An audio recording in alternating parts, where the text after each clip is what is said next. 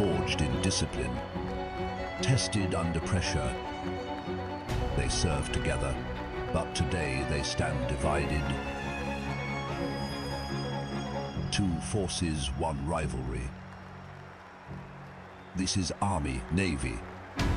The battle for the Babcock Trophy. Oh, big hit. Oh, here we go. Solorani Robert breaks through. Hat-trick for that man, Cam McDonald. It's going to be a tasty one today.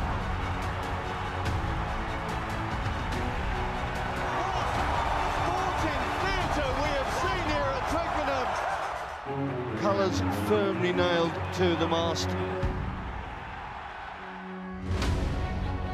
It was the Navy who lifted the Babcock Trophy last year, defeating the Army 37 points to 33 in an all-time classic and securing the 2025 Inter-Services Championship in the process. But can they go back-to-back for the first time since 1973-74? Now, the Army don't have to go too far back for their last taste of success. 2024 saw them triumph in the most historic of rugby rivalries. The fans are out in force, showing their colours and their allegiances on this glorious spring day at the home of English rugby. It's tradition, pride and military excellence colliding on the ultimate stage. It's the Army versus the Royal Navy, live from the Allianz Stadium, Twickenham. The men get things underway at 2 p.m. and the women kick off at 4:45. And what a day we have in store for you. And we start things here in the tunnel. Hello and welcome. In about 30 minutes time, the teams will be making their way out along this very famous, or perhaps even infamous, walk into one of the greatest cathedrals in rugby. It is a spectacular day. This is one of the biggest rivalries in rugby, and as you can see, well, the fans are starting to come together. We have a spectacular day, and a man who knows it better than just about anybody, our special guest today, Cam McDonald. What a day we have in prospect. You know it well. How are you feeling? Hi JJ, thank you for having me. It's a lovely day. The weather's come out. It's been a long season for all of these players. Two fantastic teams, fantastic venue. It all comes down to this. I'm sure we're in for a great day of rugby. Yeah, I mean, you know this so well. You've played in it multiple times. You've had wins, you've had losses, scored a hat-trick. I mean, what's the finest memory you've got? The finest memories for me would probably be the personal memories. So that would be making memories with my brother, playing here with my brother, representing my family, representing your core. And that's what today is all about. For players from both teams, it's really about making memories that will last a lifetime. You want to win the game, obviously, but win or lose, you'll look back on this with fond memories. And I suppose one of those things is this. It's Twickenham, it's 50,000 people. There's probably no other amateur sports competition in the world like it. Yeah, absolutely not. We have some incredibly talented players here. Players that have played international rugby, championship rugby. You might get 3,000-4,000 on the weekend, but here, 50,000 people, the home of rugby, this is the pinnacle. Oh, this is ominous. Rocco's a good example. We've got a player like Rocco there, played international fixtures. Yeah. Crowds wouldn't have even been half of this. So for these players, it's a massive opportunity, something you'll remember forever. Absolutely. Well, Simon Hunter is our man on the ground, and he's getting stuck into it. Let's find out where he is. Well, it's finally here. We're here at Allianz Stadium, Twickenham for Army-Navy 2026. I would say it's the calm before the storm, but it's anything but calm out here in the concourse. All the supporters from worldwide, really, here to support their sides. Dan, Jenny, and George as well. The Navy going to go back-to-back? Yes, absolutely. Where are you coming from today? We've come from Ivebridge in Devon. Fantastic. And we've got a mascot here as well, and George. Who are you hoping to see? Who's your favourite player? Matavesi. Brilliant. Well, a star last year, but I know some who hope he's not going to play as well this year, because over here we've got Jason and Vicky as well. Jason, where are you from? I'm from Belfast. Fantastic. And Vicky, Army going to turn the tables this year? Absolutely they are. Come on, Army. Record win this year. Oh, that's a brave call. Very brave call. We'll see what you stand by. Great. Well, a man over here who may agree with that, a man who's no stranger to this occasion, to this fixture, is Will Reeve. Big calls there. This game surely isn't going to be anything but close, right? Anything but close. I think the boys will have their work cut out to deal with the big Navy pack. We saw it last night in the sort of over 35s fixture. Great game over at Richmond, but we were able to come out on top, 58 points to 5. And talking about the hype that surrounds these games, it's just incredible, isn't it, when it finally gets to the day. As a player, you're waiting for months for this. Yeah, it's the pinnacle of the season. It used to be that last game in the Inter-Service Championships. Now in the middle, I think just adds to the whole campaign. You know, you can see the hustle and the bustle around here. The boys will be really excited. Let's get into it. Well, we always talk about these campaigns and some of the change that we witness. A change for the Royal Navy at the helm. New head coach in Ben Priddy, and Kath Brazier has been sitting down to chat to him. I don't like to be still. I'll get jittery. I might be like Pep though. I might get a suit. I said I might put a suit on. I'll stay for another 5 minutes. Right, boys. Massive job, massive honour to be able to do this job. I don't know if I was ready for it this early, but like I say, I've been involved with Navy Rugby since 2007, playing, and then once I was getting to the end of my playing days, I wanted to try and give back and jumped on the under-23s, which I really enjoyed. The environment and just watching the young lads do what they do from that age, coming up all the way through, and then jumped on to the coaching cycle of the senior men's team. It's a massive honour. I just want to make Navy Rugby a better place. Speed to the shoulder, let's play! So I've been involved with, what do we win, 2010, 2016, and then coaching, been around the environment, the last two that we've won, and every year we say, can we go back to back, and obviously fall short. So yeah, that's like, we know that we are actually at the stage where Navy Rugby is in a good place. The environment that Dave Pascoe, Vancy, Courtney and everything have put in is outstanding, and can we go that one step further and make the Navy a dominant force by going back to back and seeing how long we can retain it. Keep it going. Yeah, J-Dog, nice speed, keep coming up, and ball retention, perfect. Sam's good.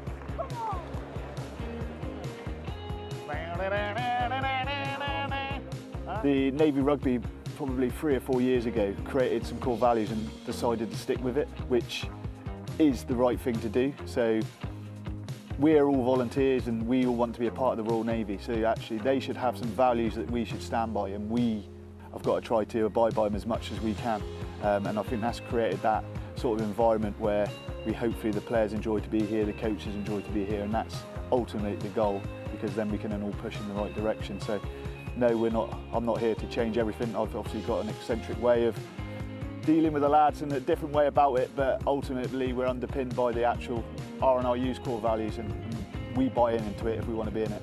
We're kicking to them and they just get momentum every time. Yeah. I think it's when they make that initial break where we're scrambling a little bit. Yeah. We've got a good group of lads. We've got some very experienced heads in the squad now. We've got some lads that are playing very good level, that have experienced big games, big environments, and ultimately we've just got to believe that what we're doing as a team is putting us in the right direction, and hopefully if we can perform as well as we can, and put the pressure on the other two services, then the back-to-back will come naturally. Declan, he wouldn't have dropped it if it was an Easter egg, would he? If I didn't enjoy it, I wouldn't do it. So yes, I don't know if I enjoy this role, but I enjoy Navy Rugby, and we go from there. And I hope I do enjoy it over the next 4 weeks. I'm liking it so far. Thank you very much as a whole. Appreciate it. So let's keep building for next week. Well, it is a big new job for him, but if you're looking for a little bit of consistency in this feature, we've got two absolute stalwarts of us alongside me, Justin Coleman and Matt Bowden. Matt, I'll start with yourself because you know Ben very well, right? Yeah, a really good friend of mine from back home in Cornwall. Obviously jumping into the head coach role this year, probably a little bit early as he's mentioned himself, but he's absolutely raring to go, and what a fantastic character to do that job. Yeah, Justin, I mean, he's been around this setup, as you heard, for the longest of times, but this is a big day. This is a whole different kettle of fish, right? Yeah, this is huge for him with a couple of weeks' notice to come into the RAF game, but who better to lead the Navy than Ben Priddy? Lads will run through a brick wall for him all day, already integrated into that squad, played with the lads, still plays with a lot of the boys after a hell of a season. I think the biggest issue for him is not being out on the pitch, because he could probably still do a job out there as well. I mean, Cam, this fixture has kind of been win or lost on a lot of consistency the team brought together. What do you think the Army will be making of a change of leadership so close to the beginning of the season? Well, the Army will be very well aware that Ben Brady's a legend of Navy rugby. He's played with a lot of their boys, and the amount of energy and inspiration the players can draw from that is going to be really important. So I'm sure the Army are expecting a very quick start. They're going to be pumped up. They're fighting for their management. They're fighting for their coach. It'll have a big impact. Yeah. Right, well, thank you so much, guys. We'll be back with them very shortly. But it's been a good start for Ben, actually. The Royal Navy began their inter-services defending their title, the senior service up against the junior service. Check this out. Good afternoon, everybody, and welcome to the Cinch Stadium here at Franklin's Gardens in Northampton. And what a day it is going to be for both these teams as they get this year's Inter-Services Championship underway. They're driving around the fringe. I think this has got Sam Matavesi's name all over it. Stop just short, Matavesi. Now it goes out, and now it's over. And it's Jack Bartlett who celebrates his debut with a try. Rivelsford.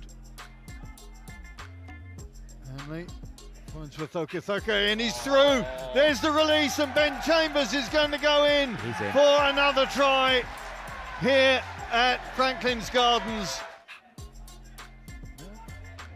It's going to the tail, and the drive is on once again. It worked last time from a similar position. Good catch there. It looks like it's going to be another one.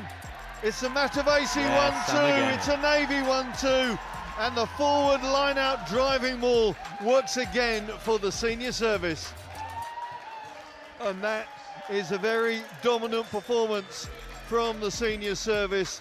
31-point difference between these two, and ultimately it was an execution that has made the difference for the Royal Navy this afternoon.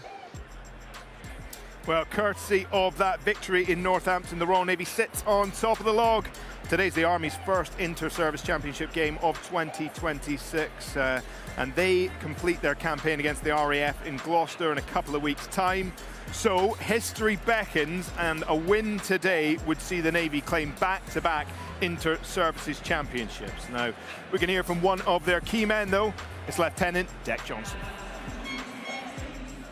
Dec, as ever, I'm sure you and the Army are fired up for today. Just tell us what this sort of last couple of hours before kick-off is like. Yeah, a great question. I think the key thing for us is actually trying to keep emotions as low as we can to start with, just so that the control stays, and we don't really want to pick that up too early and end up in a space where we're too revved up now, and then we've still got a couple of hours to go. We want to build that gradually as a group and come into the stadium together. We want to enjoy the experience as well, and then when we get to the warm-up, and we can then start to step that on a little bit.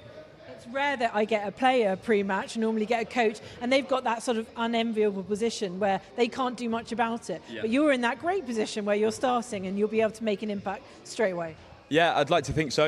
I think the key thing for me and the group as a whole has been our focus around doing our own jobs and doing them well. I think we managed to do that a couple of weeks ago against the Air Force and put in a good team performance, which then let us put on a good score. So our aim is to do that again as a group. But absolutely, for me personally, to be able to run out and actually make a difference. But that comes from our TSG too. They're the ones that have put us here. They've put us in this position. So we're really grateful to them to get us to now, and then hopefully we can go and pay back the benefit in kind and win the game today.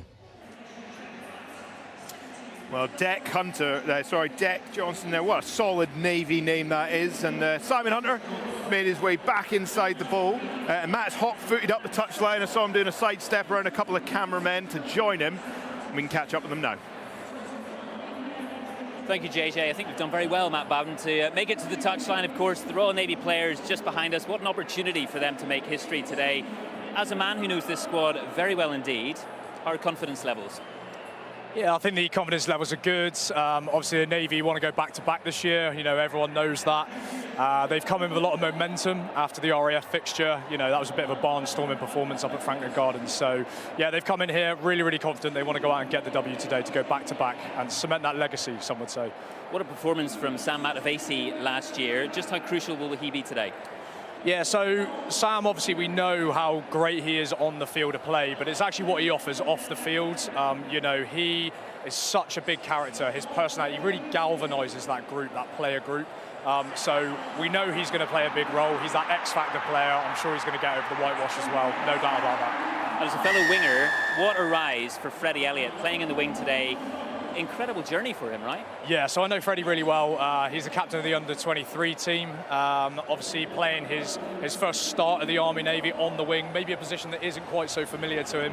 You know, the young pretender up against the maestro that is Rocco Daguni. You know, it's going to be a big challenge for him, but I back him all the way. And just a word on the atmosphere here. We're seeing the fans come into the stadium. What does this mean to you? Oh, you know, the history, you know, there's so much emphasis on the history of this fixture. You know, it's been going for over 100 years now. It's a fantastic date in the Armed Forces calendar. The energy is electric in the stadium. The sun is shining. It's going to be a fantastic fixture. Absolutely, and of course, looking to the Army, also sharing in that energy and that hope today to try and beat their Royal Navy opponents. We've been behind the scenes, and Kath Brazier's been speaking to their head coach, Tim Osman. Well, Tim, here we are again. I mean, it feels like it's such a good feeling, isn't it, this time every year? But I know that this is really nervous times, and especially because you're looking to get that win back this year. Yeah, it's the best week of the year. You know, it's always very exciting. And an absolute pleasure to come to this place. You know, we were lucky to come up, have a practice run yesterday. Some fantastic conditions, it always is. And it's just, yeah, it's a really happy occasion, excited, a bit nervy, and yeah, looking to get going now. It's no compensation when, you know, you have won here in the past. Obviously, you had it over the Navy for so many years. They're looking for back-to-back titles. But what is it about, you know, obviously Twickenham's the obvious thing, but this is your first foray. You've still got the game in Gloucester. So, you know, how charged up are the boys? Yeah, really excited to get going. We had a good run out of France. We've had good preparation for the last couple of months, and the team are in a good place. So we're just excited to get going. We know that, yeah, the Navy, as ever, we're a very strong opponent. We've had some cracking games over the last 3 or 4 years, really ding-dong affairs, and, you know, that sort of rugby is what we're trying to chase, and hopefully people enjoy that. So we'll try and chase and get the win at the end of it this time. That's the thing, you've managed to achieve entertainment for the crowd, probably, you know, with a lot of effort, but with really, really good rugby. How important is it that you sort of come here and win, especially when you've got that other game in Gloucester as well? Yeah, quite. And we're trying to win the Inter-Services title, so we struggle to get there unless we win both games. You know, so the performance is a lot, and if we perform how we want to perform, and we follow what we've done in our training, we hope we've got enough to get over the line. They're a bloody good team, the Royal Navy. We know that, and they'll be doing everything they can against us. You know, that's rugby. So we'll try and do our utmost to put out what we've practiced into the pitch today, into that performance, and if we can deliver that, I'm confident we might be able to get that result we're after. Well, it is a big day for him. Now, Cam, throughout the history of this fixture, the Army have had the better of it, but in recent years, it kind of feels a bit like the kind of Scotland-England fixture in the Six Nations. It feels like the Navy have found that niggle, found that way to get underneath the Army's side. What's that all about, do you reckon? Yeah, absolutely. I would say it comes down to a lot of tactics. You know, the Navy have got a very, very good kicking game and a fantastic set piece. Whereas on the Army side, you've got extremely talented runners and very good individuals. It's the job of the Army players to try and pick the Navy apart in the open field. And it's the job of the Navy to contain that, hopefully try and win a turnover, put it into the corner and use their pack to their advantage. So I think for the last 3 years or so, that's what it's come down to. It's a one-off fixture. Tactics will win the game, not necessarily the names on the paper. Well, that's it. The names on paper are solid, but getting them to gel, that's the trick, isn't it? Yeah, well, I mean, that's the job of the coaches. That's the job of the scrum half and the fly half. You're the generals. We know the talent that we've got, especially out wide. It's their job to try and utilise it, and as I said, it's the Navy's job to nullify that. Yeah, I mean, Justin, what is that like to come to a fixture that's that you just got to win it, you know, and it's a big occasion? How do you focus the players in something like that? I think that comes with the environment that the coaches are trying to build internally for the Navy. We know they're a really tight bunch, and the Army have got to match that. So just trying to keep them focused, sticking to the structure, sticking to the game plan, and avoiding the external pressures, whether that's referee input, the scoreline, the crowd, the occasion, just literally getting that momentum and getting a really good start once the whistle goes. Yeah, I mean, Matt, we talked about new headship, new leadership within this Navy side, but it's that cohesion that really makes the difference, I suppose. Are we expecting them to find that niggle and get underneath the Army? Yeah, of course. I'm going to back them all the way. Of course I am. But yeah, certainly over the last few years, you know, the Navy are well known for their unity and their togetherness, and I think that's a real big force multiplier for them. You know, they're up against a really good team, you know, the Army team. They're very, very good indeed. But the Navy just seem to have that togetherness and that will to fight and win. I think they're going to do it today, absolutely. I mean, we obviously know who you guys are sort of supporting and following. I'm obviously neutral in this, absolutely. 10 years in the Royal Marines means nothing. But of course, your brother's out on the field. How do you feel about that, number 9 for the Army? I'm rooting for him. I'm rooting for the whole Army team. I'll be keeping an eye out for Mikey, obviously, but the main thing is just watching out for the team. I wish them the best of luck. Yeah. Justin, the names to look out for, who should we be keeping an eye on, do you reckon? I think the back row on both sides are going to be huge today. Huge carries from Shane, Dorse, Jared, Toots on fire. We saw that pack dominance from the Navy against the RAF a couple of weeks ago. But there's some absolute flair in both back lines as well. So if they can get that ball out wide, Imi on one wing, Rocco on the other wing, defensively, the Navy have really got to step up and kind of negate that threat today. I mean, one of the things we've got is spectacular weather. It's thinking about turning maybe a little bit later on, but we can hope that people are going to be able to throw the ball around and we're going to see a proper game of rugby. Who do you think that favours today? I think history would say that favours the Army. You know, they like to challenge the wide channels, and I think the Navy need to work really, really hard to cover that defensively. There is going to be some broken play, and as Cam will attest to, you know, the Army will throw the ball around, and they like that environment. The Navy need to be able to react to that quickly. And Cam, we've got to talk about this atmosphere. You know, the band starts to play, the guards in their tunics looking, you know, splendid and more red than ever. You know, this bowl is starting to fill up. What is it like to be in the heart of that? You know, how do you channel that energy? You've got your boys with you. I mean, that's the best thing I can say. You're in the changing room. It doesn't matter where you've played or who you are, how big of a name you are.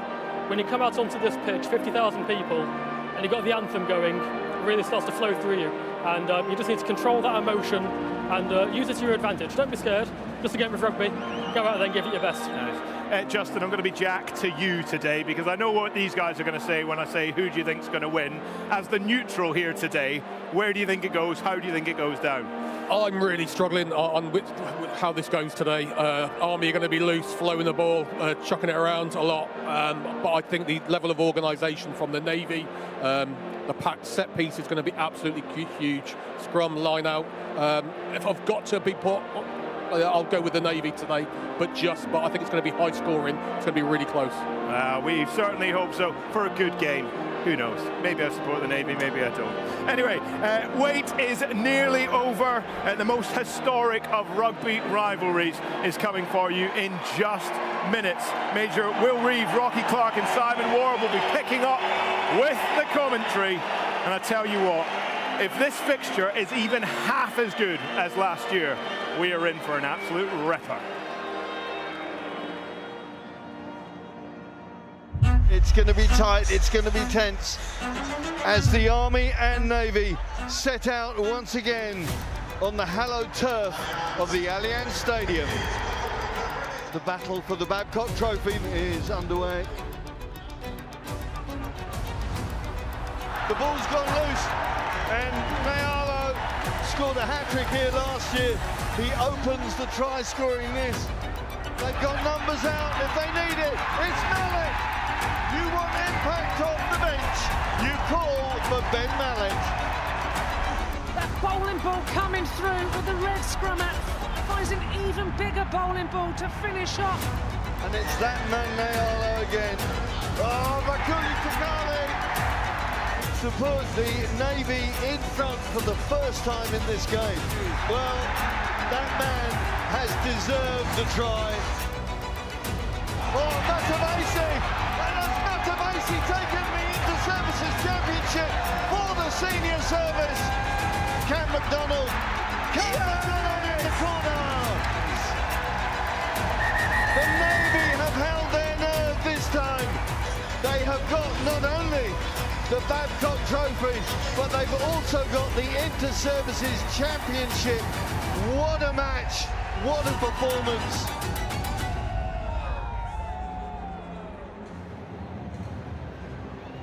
Good afternoon, everyone. Well, the perfect setting for the biggest amateur sports event. Friends reunited out in the car parks, in the pubs and bars, but fiercely partisan as focus turns to this particular match. What a view that is of the Allianz Stadium, home of England rugby, and the stage for yet another big match in the inter-services competition.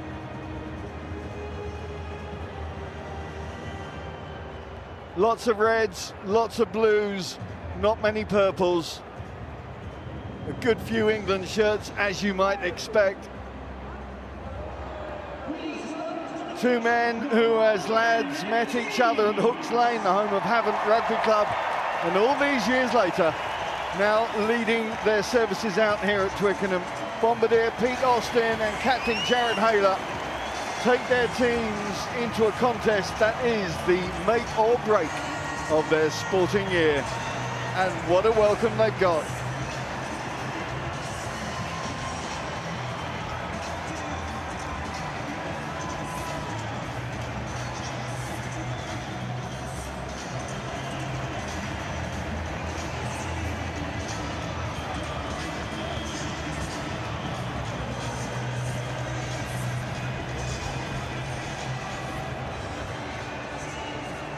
Well, an important moment now for the teams, the crowd, the world, to remember all those personnel who have suffered or been lost through hostilities and armed conflicts, and those currently on operations.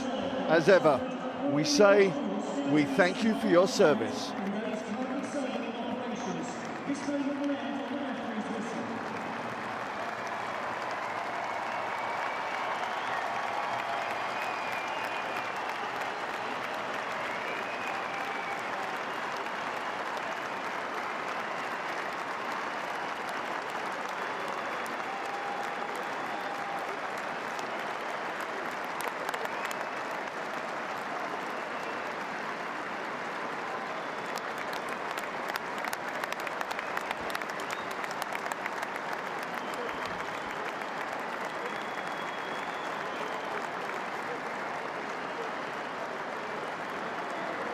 And now for the national anthem, God Save the King, the band of the Coldstream Guards under the direction of Major Justin Tegerty, and led this afternoon by Drum Major Stuart Lang.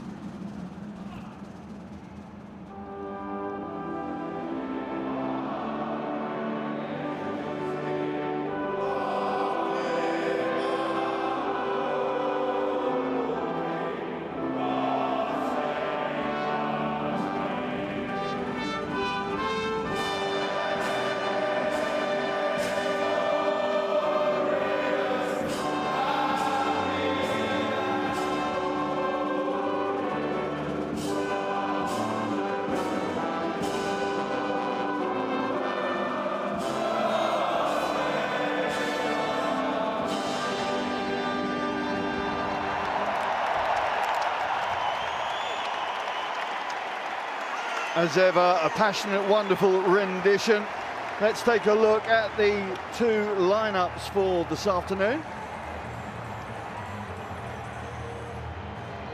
There's 5 inter-services debutants in that starting 15 for the Army, notably in the pack, where Austin has new men either side and one behind him.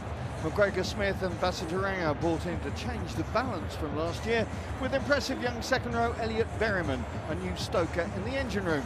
There's a new midfield combo as well, Captain Kelly, joined by newbie T Tangutu, 2 Fijian Flyers out wide, linked by West Countryman Matt Blee at fullback. Perhaps a more familiar look to the Navy lineup. However, one big name missing there, and that's Ed Pascoe, still going through concussion protocols after the RAF game.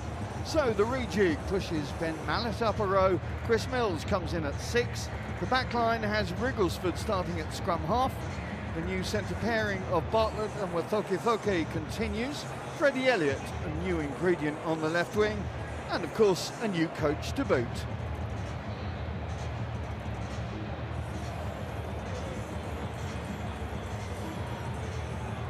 Our officials, the man on the whistle, Craig Maxwell-Keys, supported by Flight Lieutenant Becky Piddleston and Squadron Leader John Priestley on the flanks.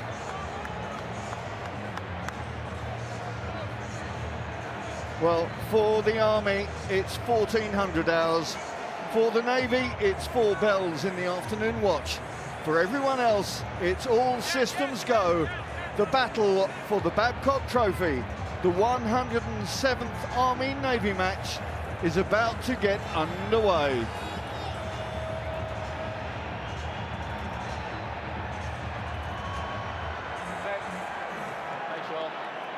Time on. So the Navy post-Paco move into opposition territory to start things off. I'm delighted to once again be joined by former Army fullback and Kenya fullback Will Reeves and Rocky Clark, the most capped front rower and Hall of Famer in the England setup. I guess you have to look back before you look forward, but it's what a start this is going to be. Will Wrigglesford stepped, gone, and got the Navy on the board. The bagel is broken in 36 seconds. I don't think we've ever had a start to an Army and Navy match like that. Rocky, I'm going to bring you in because I think Will's not quite sure what to say after that. Well, a hell of a start. Wrigglesford just went in, backed himself. But right at the end, I was a bit concerned he was going to try and go route one. Just did a little into out and stretched, got over the line. But a hell of a start. Just picking up that ball and letting it little pass back inside. Craig Duncan doing that strong work from fullback and staying strong in the contact. And there was the release, there was the opening. And the scrum half, like any good nine, up on the shoulder of the ball and the release there. And the try was there. Will, have you recovered?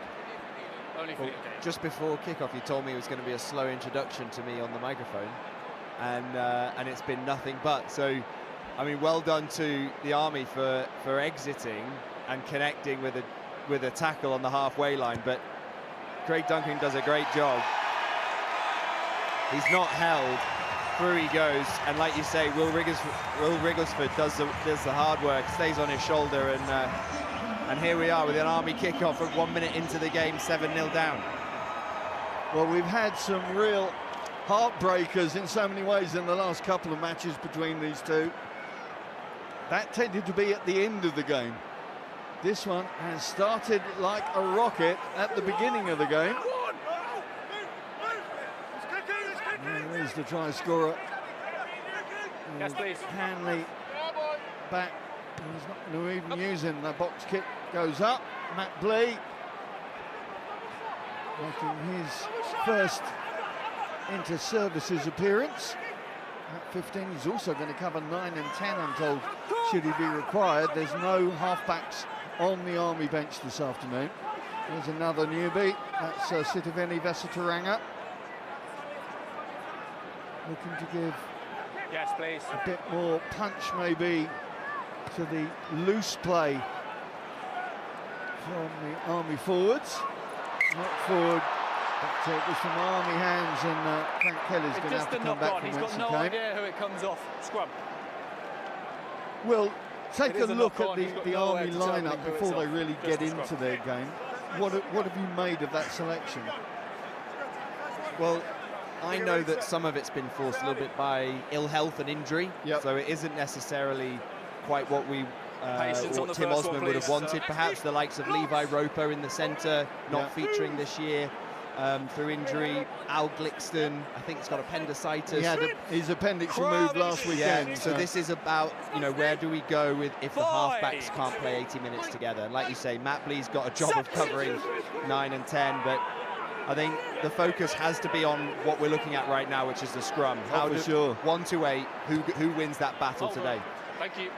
Yeah, and I'm sure Rocky Clark will have a keen eye on the 2 front row sets to see how that plays out, particularly in the tight.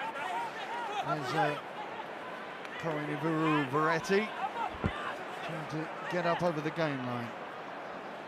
Michael McDonald, as ever, Trying to keep the tempo up. There's Veretti again. McDonald, just going around the houses to find his back line. It's that man, Roccadungini. Had a couple of games for Doncaster Knights this year. Had an injury at the early part of the year, but not played in the red of the army. Bouncing ball's awkward, and the scrum half does very well. I think that was Ngorawale coming through at speed, and he must have heard the hooves coming at him. Yeah, straight away you can see the Army's intent. They're not really adhering to a particularly sort of structured shape in that midfield. They're trying to keep it alive, try and bring those runners like Cody and Shane in. And then when Mikey McDonald and Jack Johnson have had enough, you see them just looking for that corner. And, you know, we could have had a nice bounce there and it rolled out for a 50-22, but it sat up. Veretti provides the ball from the line out into midfield. Kelly. Looks like Matt Dawson playing without a scrum cut. There's something of a rarity. Matavesi jackling over the top. I think there was an earlier call in the mind of the referee. Tackler not rolling away, I think is what he's calling. Yeah, he did you see that one, Rocky? Tackler first. Jackal is fine. Didn't see the initial call, but I'm guessing that's what it was. Yeah, just getting it in and over the way. So Army with the momentum here. They've really got to try and take their opportunities, getting it up towards the 22. But you see some real intent with that loose play, just trying to go unstructured against the Navy structure. Now let's see how this Army line-out will set up. Several options. It's Veretti, and he cannot get his fingers to that. And it's thrown out into midfield, but Thoke trying to release. Craig Duncan cuts back in, up to halfway. Told to kick the ball forward and does. Johnson does well to get back and remove the threat for now. But both sides, particularly on that far flank, seeming to be trying to make a lot of headway with maybe unexpected possession. I half expected Sam Matavesi to kick that. That's very Sam. But no, he found the midfield, and yeah, as you say, what better to do than attack on transition when they're out of position and get to that edge. And like you see there, Craig Duncan goes along down the channel and decides to put toe to ball. So now we go back to set piece. Matavesi starting with the number 2 on his back. He played 14 minutes in last year's contest in the back row, and then Rhys Williams went off, and Matavesi had to play the rest of it in the front row. A familiar position, of course, for him. There's Vakala Tukali in the familiar position in number 8 so far this season. A position I know he prefers. I spoke to him at the team hotel before the RAF game, and he was far happier playing in the spine, as he put it. Craig Duncan. Little left foot dab. Say again. Probably just got too far on that one. It's okay. So they've got the option of a 5-metre scrum, right? Officials just conferring as to what the Army want to do for the restart. Penalty over.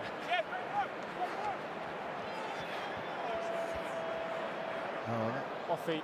That was a penalty call advantage that referee Maxwell Keys was playing as the player at the ruck, I think, came off their feet. So Jake Hanley will look to put the senior service into that far corner. Beautiful sunny day here in southwest London. I wonder whether the heat could be a factor. It certainly was hot at the team runs yesterday. It was 30-31 degrees, maybe not quite that warm today.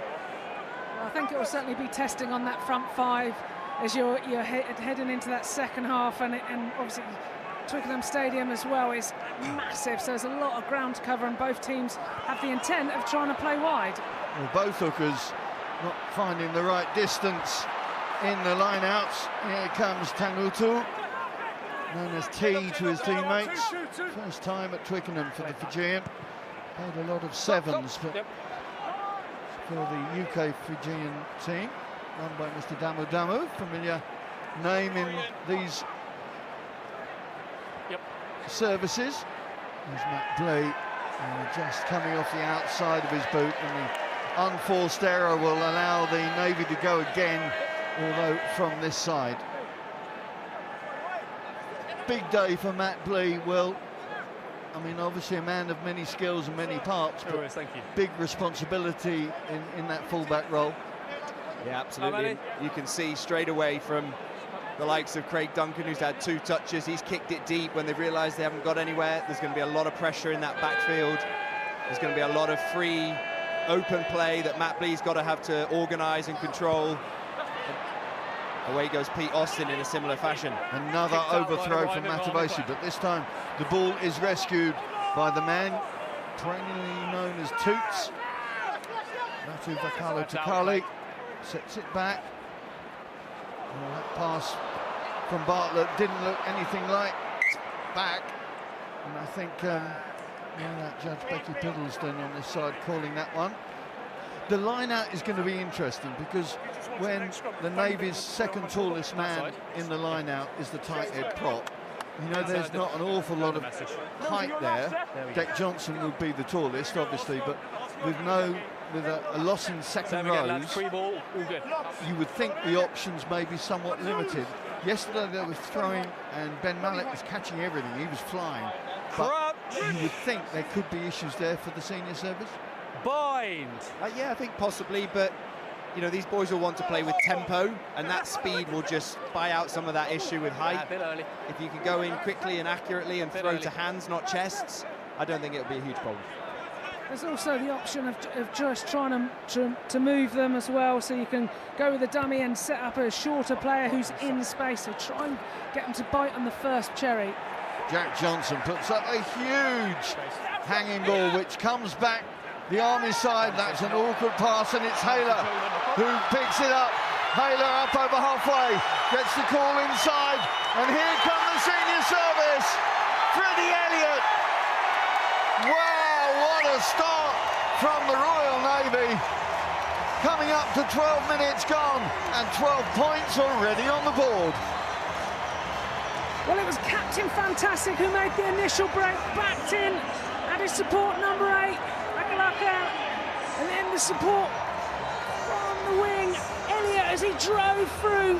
Lovely turnover ball. Just look at Haler coming here, looking around, got his support, number 8 just off his shoulder, and then a great execution of 2v1 and an easy run in for Elliott. Fist up to the sky, knows he's got his team on that front foot, and 12 points up.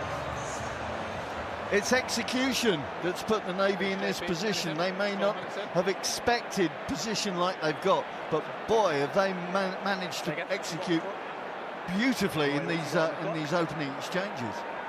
Yeah, just 2 little errors. One's a tackle that's not complete, and the other is forcing a pass whilst, you know, I think Shane was even on his knees trying to make that pass unnecessarily. 2 errors, and then, like you say, 2 very clinical transitions from the Royal Navy. Hanley just unable to slot that one, but I'm sure Ben Preddy will be delighted with the way that this game has started. I'm sure Dave Pascoe will, wherever he's watching. Good afternoon, Paco. I hope Cornwall is bathed in sunshine as well as southwest London is.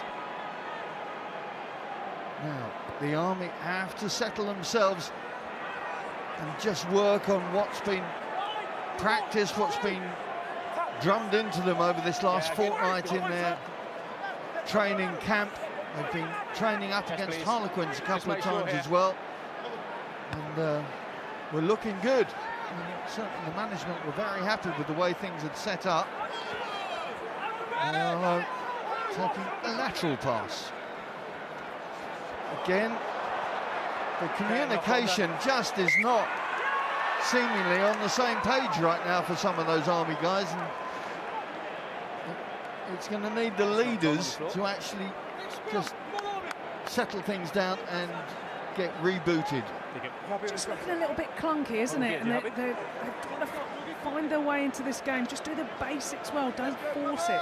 Now obviously the scoreboard's putting a little bit of pressure on. But if they stick to process, they stick to what they're good at, they'll get that unstructured defence, and then they'll be able to get the ball in behind. But at the moment, they're just forcing stuff too much. And Navy are up for this. They're pouncing on everything. So back to the scrum. Been pretty even Stevens so far. Well, I looked at the weights, and the arm is slightly heavier of the 2/8s, but just under 2 kilos a man, probably not going to make a huge amount of difference. Chambers just slotting it through. Let's have some reaction from the Royal Navy camp. I think Kath Brazier is in and amongst the management. Kath? Okay. I am, Simon. I'm with Ben Priddy, Royal Navy head coach. Well, that's a start. Yeah, fantastic start. We said to the boys that we got to clean up the scraps. As you can see from that last try, ball fell on the floor. J-Dog managed to pick it up, and Freddie goes in the corner. So outstanding. Couldn't ask for a better start. What does that do to the mindset of the players? I'm sure it's something you planned for, but to be 2 tries up within the first sort of 20 minutes is something else. Like we said, it was obviously after the RAF game, we put a statement out there, and we just need to believe that we can do it back against the Army and back to back. And so we knew that they would be slightly worried when we're coming into this game, and the boys have delivered for the first 15 minutes. But I presume you've had the conversation that if anyone can come back, it's the Army, so absolutely no complacency whatsoever. Oh, absolutely not. We know that after a couple of years ago that the Army can come back from anything, so what we need to do is get on top and stay on top. Brilliant. Thanks, Ben. Thank you. So the curse of Kath Brazier is ended. Last year, every coach she spoke to had to watch as their team conceded a try. Gathoke. Oh, there's numbers here. Matavesi goes straight though. Leg drive, pumping. There's numbers to the left if they can get the ball out. No advantage. That's knocked on. We go back offside. Right. Like little grab for the ball to dot over rather than just leaving it for that quick ball. The speed of ball though from the Navy is just carving the Army and not getting folded around the corner quick enough. Matavesi takes it in, great leg drive, but could just see a fumble. I think it was number 5, Mallet, who was trying to go for the dive over. And it's Matavesi that goes again. The senior service with their wind in their sails. Bubba Watson heads against the post, ball not over the white line. The forwards rolling up their shirt sleeves, flexing muscles, going again. Good defiant defence from those in red. Johnson. Good discipline. Almost but not quite for the Navy. Takulu Tukali scored the final try at Northampton against the RAF. Advantage offside, hands on 4. And of course, was on the try scorers board this here last year. Hanley, out it goes. Chambers steps, and Chambers drives in the senior service for another try. It's one-way traffic right now. We're still in the first quarter, but it's the Navy in control. Under the sticks now is a conversation of we need to stop letting the Navy in this game. We give them errors, penalties, we double down on being offside, and what do you expect? A clinical side like that, you know, like Rocky said, it could generate so much quick ball, the defence can't get across, and you can't play like that. You can't win games with doubling down on errors and penalties. Absolutely, but this attack, the speed across, then the little step against the run of play. Chambers goes in, lovely pass from Duncombe, but the ability to shift that ball out wide, numbers over. Well, what a start for the senior service, a point a minute, and we're not out of the first quarter yet. Both wingers on the board, scrum half as well, and all those in blue in this stadium are smiling big time right now.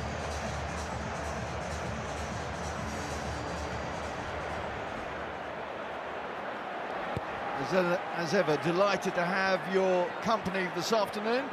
Worldwide audience here on BFBS in Germany, Cyprus, Gibraltar, Canada, maybe the Falklands, the Middle East, Estonia, Canada, Brunei, and of course on HM Royal Navy ships and Royal Fleet auxiliary ships, and all places in between, no doubt.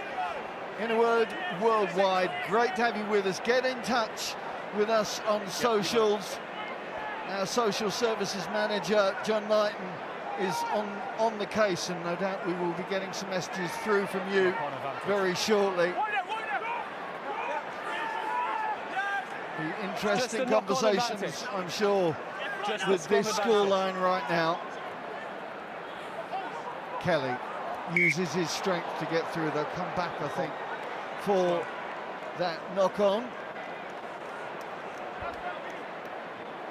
Right, yeah. John, what do you got? Oh, we've got loads of messages coming in. Very good afternoon to you, wherever you are around the world. I must just mention, first of all, Sandy O'Grady. I know he's supporting the Army, but he says, my wife is now at the ground and I'm dog-sitting. Come on, the Army. A message as well from a couple of other people. Roma says, I'm joining the Army soon and I'm going to push to play for them. Well, we'll see whether that happens. They might need you before too long. Loads of messages coming through as well. Wherever you are around the world, keep in touch, let us know, and we'll try and give you a mention. Well, I hope the dogs enjoyed the first quarter. I don't think so. Unlikely. Kelly again using that big frame to bust the blue line. Naiolo adding it. Penalty advantages there for the Army. Rokadungoni shrugs off Wethoke.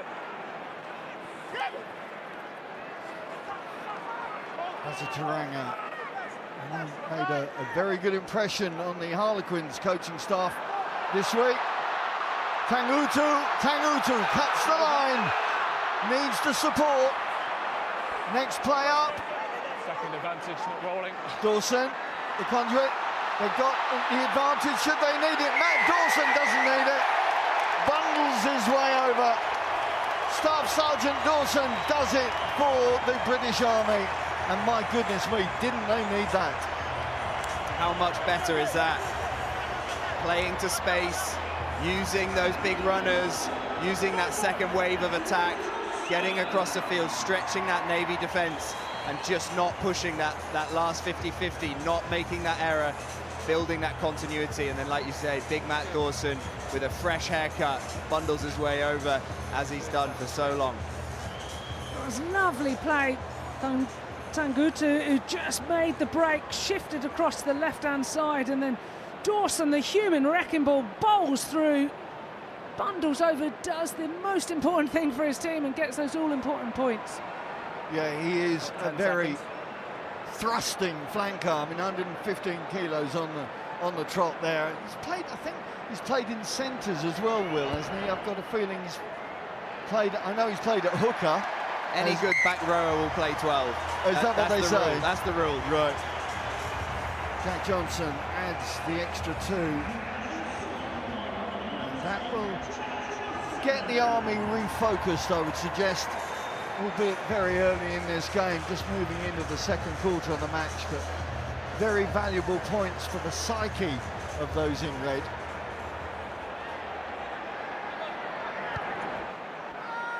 Matt was getting one of the one-on-ones, wasn't it? Backing himself, making that break, then the support play. Just got to keep building on that. But the work of Kelly and Niola just to break the game line. Yes, please. So important.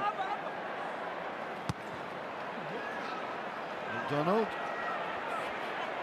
Taken by his opposite number. An awkward contact there. I don't think there was anything particular in that. Neither did Craig Maxwell-Keys.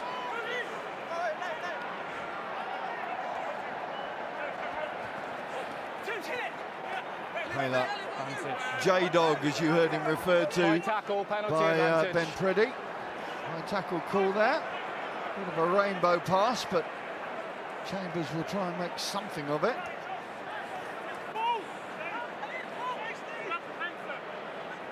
Bubba Watson had such a good game in the RAF game. He was awarded the player of the match. Keep your arm coming up though, yeah? the penalties for a high tackle. You would have been pleased. I The am. tight head prop getting player of the match.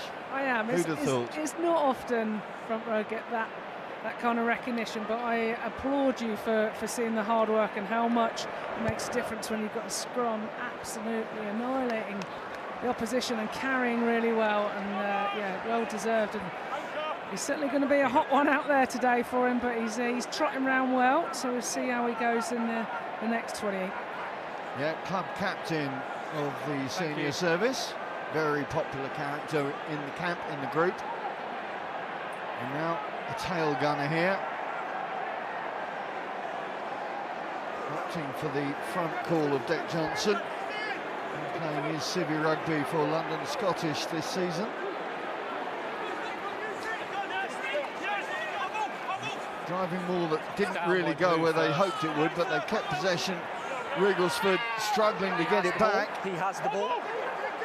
And the turnover is there. Iolo can't find the support.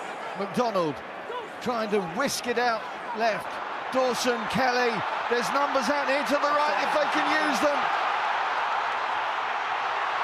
Kangutu, oh, is taken down.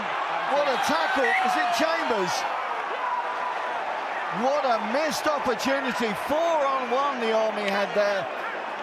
Took the wrong option, and the Royal Navy vice captain came over to snuff it out. Have a look at this. What a brilliant tackle, but the option here, they had a 4-on-1. It was criminal, it should have gone, but the tackle coming across, brave from 14. Chambers, look at that, just spins him round, slows it down and then forces the knock on. That should have been the second try. Missed opportunity for the British Army, but they have their opposition in their own 22, and now they're going to look to see whether this scrum can do some damage on the possession. It doesn't look like it's going to be that way at the moment, judging from that initial movement. Play it away. They've stayed in the kite. Wigglesford out to Duncan.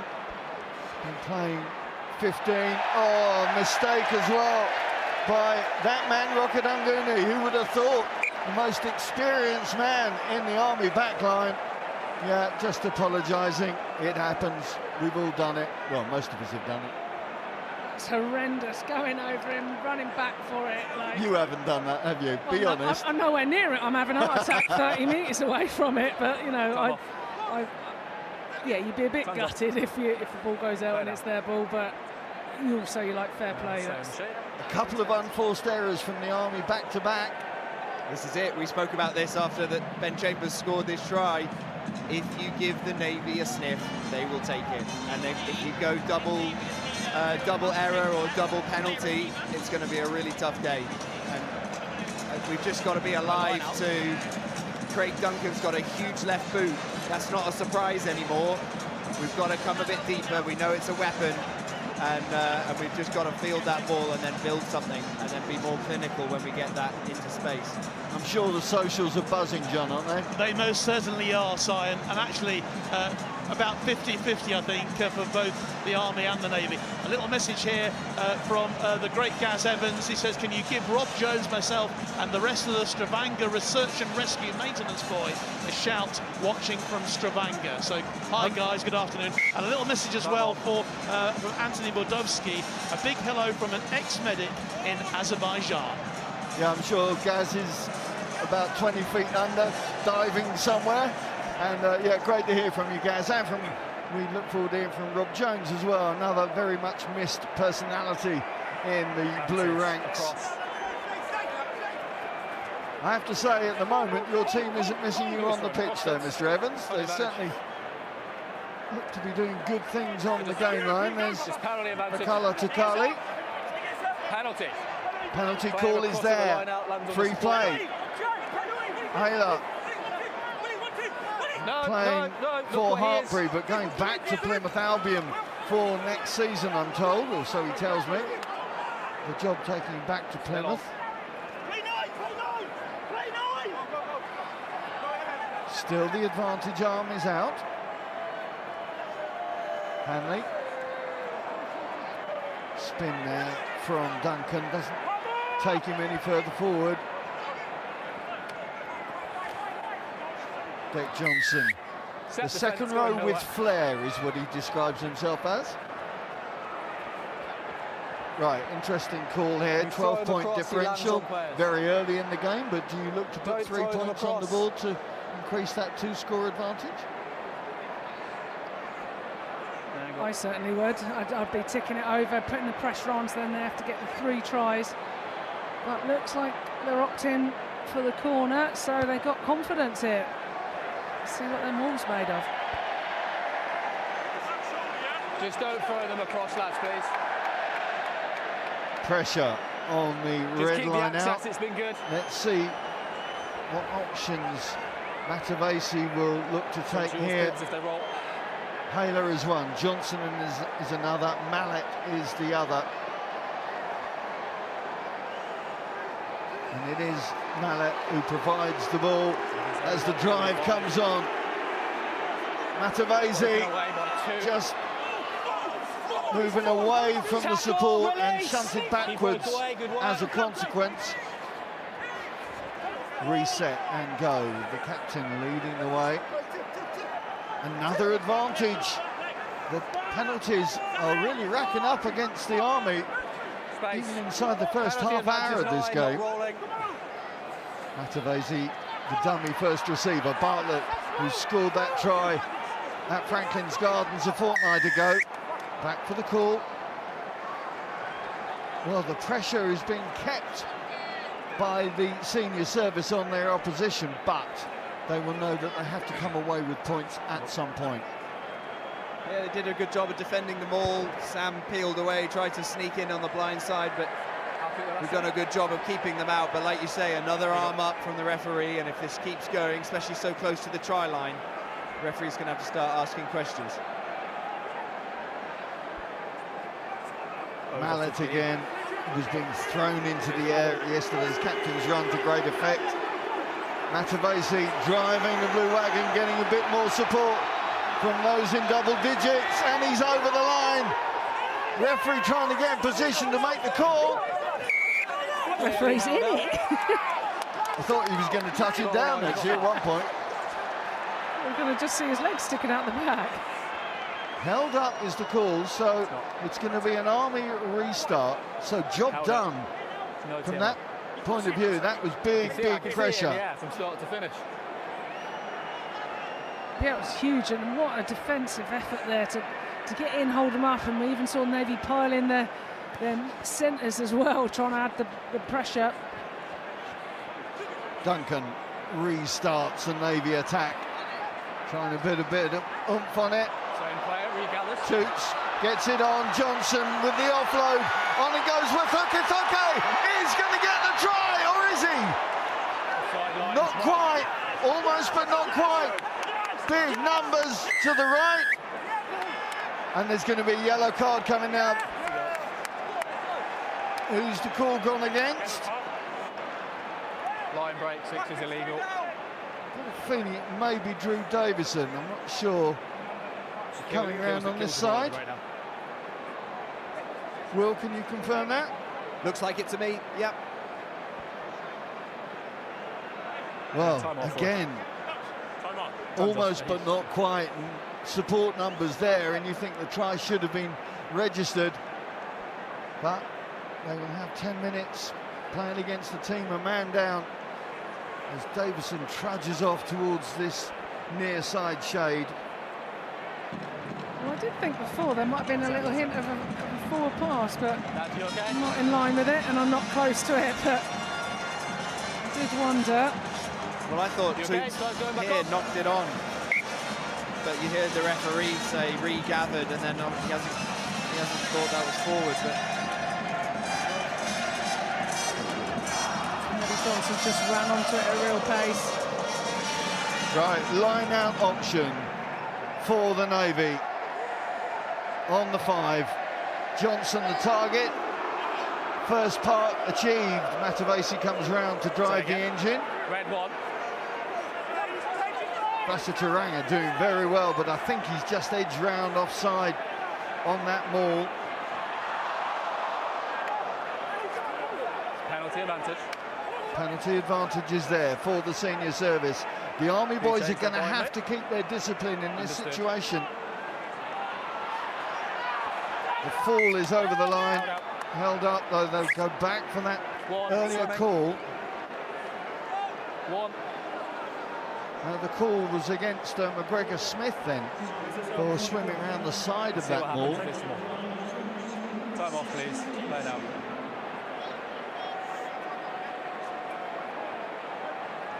Matt Dawson in some discomfort with that right shoulder. Hasn't played a lot of rugby this season due to work commitments. He was playing in the colours of Cambridge last season, but work commitments not allowing this. Still tells me he's very fit. His job keeps him fit in the intelligence corps. It looks like he's been in the gym. He looks like an incredible Hulk there getting up. Powerful man, as we saw with that try. Say again? The loose edge. You pinned him, did you? Slipped his bind and then ran it inside. So swimming. Number one, yeah. Okay, referee explaining that call. Okay. So one loses his bind, swims it more. So we're going to go into deja vu mode. Discipline, please. Take lads. two. Discipline here.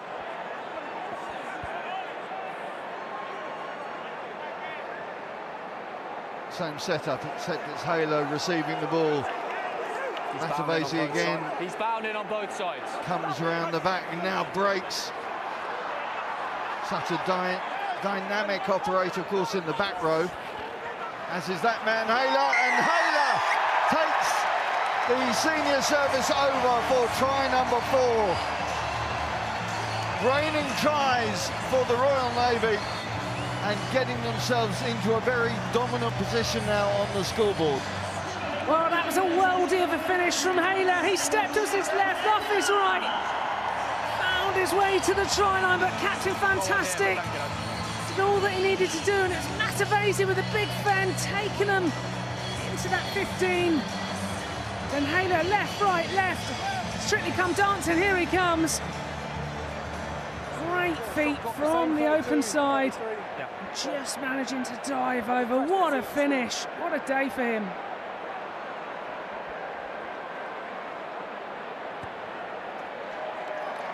Extras added, yeah.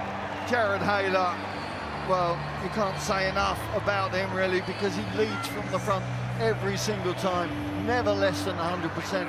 Having to maybe cover some of the cracks that Ed Pascoe would have filled in the normal game, but you know he can do it, and he always leads from the front. That's it, and you know, it's not just him. They've got these really special players up front with the Royal Navy. You know, we've already mentioned Ben Watson, reliable, dependable, doing the basics really well, always giving everything, and it gives them a real platform to play from. That platform now just outside the Navy 22.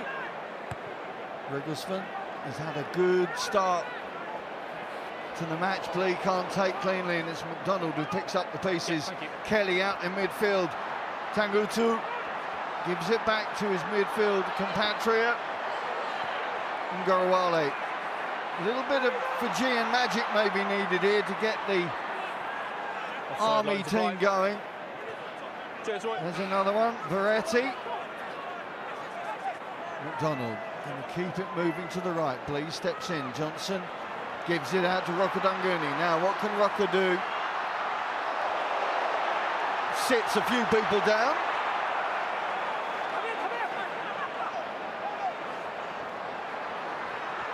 A sidestep from Basaturanga.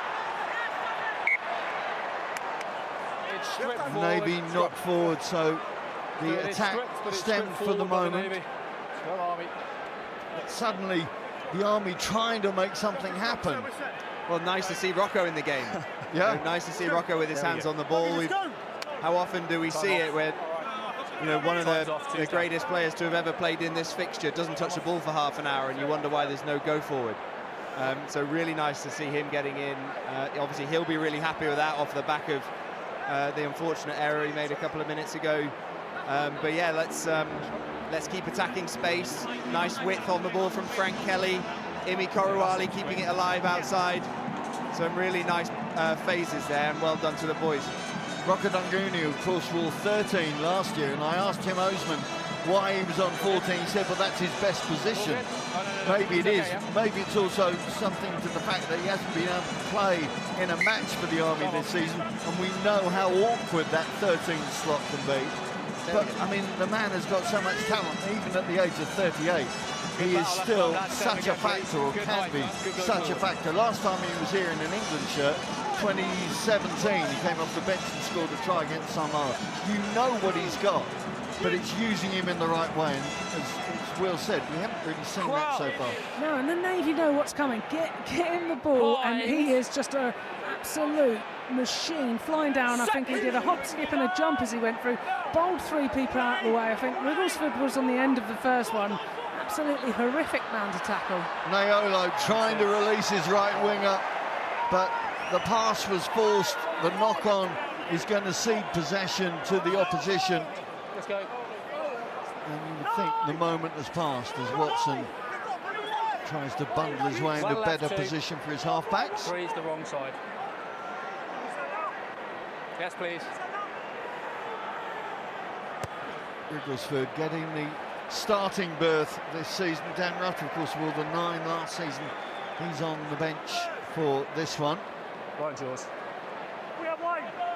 The mark's outside if you turn Last it over. 3 minutes of this first half, Will, psychologically, how important is it for those in red to get some other points on the board? Yeah, it's a big step, but it's not just the points though. It's about the momentum, and it's the feel, and it's the accuracy is what we need. Yes, points are great, but we've got to build up towards that. And I think if we just look back at that launch there from Shane, we don't need that 50-50 offload. Let's just build in this Navy red zone. You can come up. There's penalty advantage. And they're moving into the red zone now. The drive there. McDonald out to Kelly in his first receiver again. Doesn't look like the setup is correct, although Tangutu is away. Tangutu slaloms between 1 and 2, feeds it to Blee. Need quick presentation, but it's direct at the moment. Understood. Naiolo knows his way to the try line in this fixture so many times. We've seen him cross for the British Army. They could really do with one now.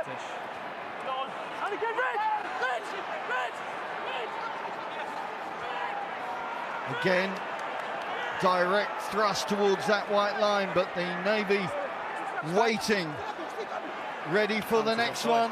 They go again, but this time they do get it over, and I think it's the new boy, isn't it? It's Sitiveni Vasaturanga. Welcome to the Inter-Services, sir. Well, I better take this one. What a try for the prop. He just used all his pace and body weight to get over. It was like he was flying to the buffet table, and my goodness, he did what he needed to do. That's a great set-up play from the Army as they used their forward power to get through. Went through the picking game, and then that low trajectory just bundled through. Egg drive, and then just extended as he was about to hit the floor. Brilliant finish. A front rower's orgasm there, I think, seeing that one go over. But the Army really needed it to happen, because they tried it a few times out on that left flank, and the Navy had wrapped them up. But good work from the young tight head. And now Jack Johnson needs to add the 2, which he duly does. That is a big moment in this game, even though we haven't got to half-time yet. It's exactly that, Simon. That's right on your line of questioning 2 minutes ago. How important is this last few minutes? You know, and it is huge to really get after some momentum, keep the ball, build some pressure. Pressure and possession turns into points, exactly as we've seen. And the clock goes red, so I wonder if someone's just going to kick this into the stands and go and take a breather. But not allowed to, are you? Well, from a restart. No, well, I mean, whoever catches it. Yeah. And that heat, certainly, as we spoke about early, will be a factor. Frank Kelly is the man who's taken possession. Yes, please. Fatigue is going to creep in. to all 15. Time is up, says the referee, as Berryman tries to set the ball back. Johnson will make the call, and the call is, let's get some shade. And what a first 40 we have seen yet again. The Inter-Services delivers some wonderful, wonderful moments. Half a dozen tries, 4 of them to the senior service. It has been a quite breathtaking game at times, but those 4 tries to Rugglesford, Elliott, Chambers and Hayler have made all the difference. Half-time, it's the Royal Navy leading 26 points to 14.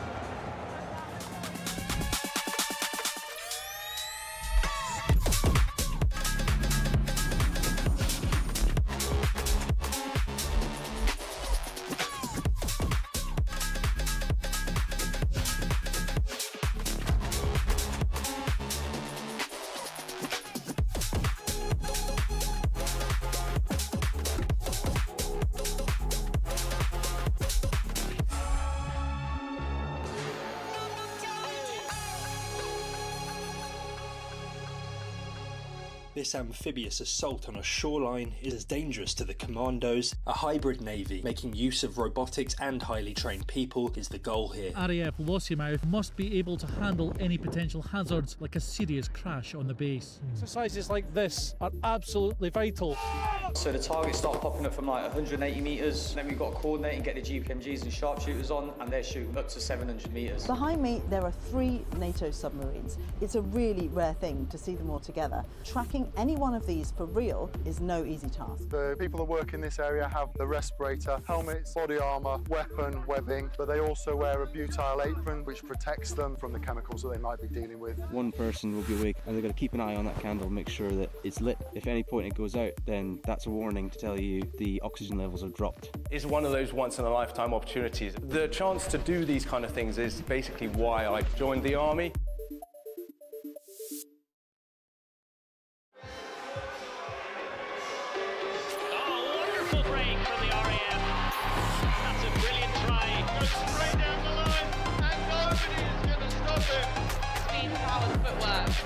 Just fantastic. Fantastic stuff from the British Army. Stadium stands to applaud a terrific inter-services rugby matchup. If things stay the way they are and the Navy see this one out, that RAF versus Army fixture will be playing for the wooden spoon and a little bit of pride, but a lot could happen. The Army starting to find a way back into this game. And I tell you what, after 20 minutes, the Royal Navy had it all their way. Oh, I tell you what a spectacular start they had, absolutely battling it. But the Army managing to just find a way to get back into it. But it has made for such a spectacular fixture so far. It feels like we're standing in another historic one. They just keep coming back to back. Justin, I'll start with yourself, because at the beginning of this, you said you didn't really see who could have it. It could go either way, but you reckon the Navy. Did you reckon that performance from the Navy, though?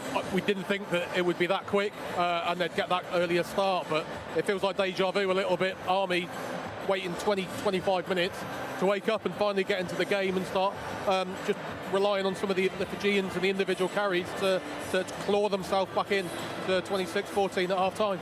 Yeah, and Matt, I mean, you were sitting there with a beaming smile on your face throughout from the very beginning, because the pace that the Navy showed from the very start, they just took control of this match.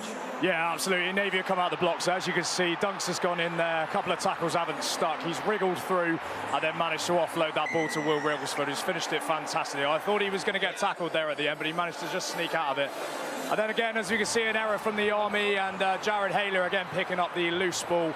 Offload to Vakalutakali to Freddie Elliott on Army-Navy debut to go into the corner there. Absolutely running it in. And at this point, it felt like it was going to be a very long day, and then they just continue to add. This was a real sort of group effort here as well. Some individual skill, sure, to get the finish, but it was great to see a solid Navy turn there. Yeah, absolutely. And a fantastic finish from Ben Chambers. Almost a carbon copy of the finish that we saw at Franklin's Gardens a few weeks ago. Navy very much have the momentum after that point. I mean, Cam, for yourself, that was a tough watch, those first 20 minutes in particular. The Army were barely into the Navy's half, but when they did, they managed to come away with some points.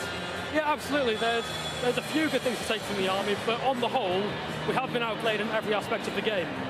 We said at the very start, before the game kicked off, the start is so important, and your errors and your discipline are vital. Within 60 seconds, we've had three forwards tackle a back, and they've just slid off a fullback at the start of the game. It's unacceptable. Granted, the Navy have done a very good job to take their tries. You know, they've executed it very well, but it's the Army's fault. You know, just not acceptable. Hopefully, the Army can pull something back. From an Army point of view, it's kind of individual brilliance that I've seen you get on the scoreboard here. Yeah. So we've brand new 13. We've got some very talented runners. As you can see, Mike giving the ball to Dawson, very talented runner. It comes back to what we were saying at the start of the game. We have got some very good individuals, and we've had a few instances here where we can utilise that. But on the whole, we need to improve our game plan. We need to play a bit more rugby and stop relying on individual moments. As you see here, you've got brand new 3 being looked at by Harlequins, very talented drop. Going to force his way over here. Very well taken. Yeah, and that on his debut, what a feeling that must be. And to be fair to the Army, at this stage, 12 points behind, they're going to be fairly happy with that. I mean, a spectacular game we've had so far, and I mean, the crowd is absolutely loving this. It's a very, very special community who do extremely special things. And Kath Fraser for the few of them now. Well, every Army-Navy Day, they have a charity that they choose every year to support. And this year, it's the Loose Heads Rugby Charity. And I've got 4 incredible gentlemen with me today who are doing charity challenges for Loose Heads and have joined us here live at the touchline. First of all, I'm going to turn to Stu, and we've got Steve as well with you. These are the cyclists and walkers, I think. Now, when I first read about your challenge, I thought you were cycling up the 3 peaks, but you're cycling John O'Groats to Land's End, but you're also walking the 3 peaks as well. Yeah, that's right. We're travelling to John O'Groats at half-time now, and then we set off tomorrow morning, and then head to Land's End via the 3 peaks. Just over 1,000 miles and 15,000 metres in elevation in 7 days. And just tell us why Loose Heads is such an important charity to you. You're a Royal Navy veteran, and how it combines with rugby as well. Yeah, so I really struggled going through into adulthood. So my rugby was my sort of self-harm as such. So if I wish I had a mental health champion within the rugby club that I grew up in. So it's really important for lads to be able to talk and have someone at the rugby club, because it's a family, isn't it? Yeah. Okay, well, Stu and Steve, well done and good luck on your charity challenge. I'm now going to turn to the rowers here, taking part in the world's toughest row, and that will be sort of Christmas, like New Year time. We've got Duncan and we've got Daz. Duncan, first of all, there are a lot of military personnel who take on this challenge, world's toughest row. Just why this one? I think we've both actually been talking about doing this for about 25 years now. We like the scale of it. We like the idea of feeling so minuscule versus the ocean. It's an epic challenge. It should take us a heck of a long time. And the tie-up with Loose Heads is absolutely perfect from our point of view. And Daz, what is it about Loose Heads that it's such an important charity? You're an Army veteran as well. So. Yeah, I am. Yeah, so suicide is quite a tight connection with me and my family. I lost my father when I was 7, so there's always been that kind of connection around it. And we were thinking for quite a while, what charity, what do we do it for? And we just wanted something really simple. And Loose Heads was the perfect fit. And just following on with Dunk, you know, it's a privilege what we're doing. You know, we're going to be quite competitive, hopefully, but it's a privilege, and we just want to go out there and enjoy it and just take our foot off the gas of life for a couple of months and just take it all in. That's what it's about. Well, gents, to all 4 of you, congratulations on taking on these challenges. Nothing that I would ever dream of doing. I'm happy just in my comfort zone here at Allianz Twickenham. But we're going to throw back to JJ to talk about the moment of the half. Yes, Kath, you are spectacular in your comfort zone. And the Navy, well, in those first 20 minutes were absolutely in their comfort zone. 3 spectacular tries, but you've got to give it to the Army. They've fought their way back into this. Big second half coming as it stands 26-14 here at Twickenham.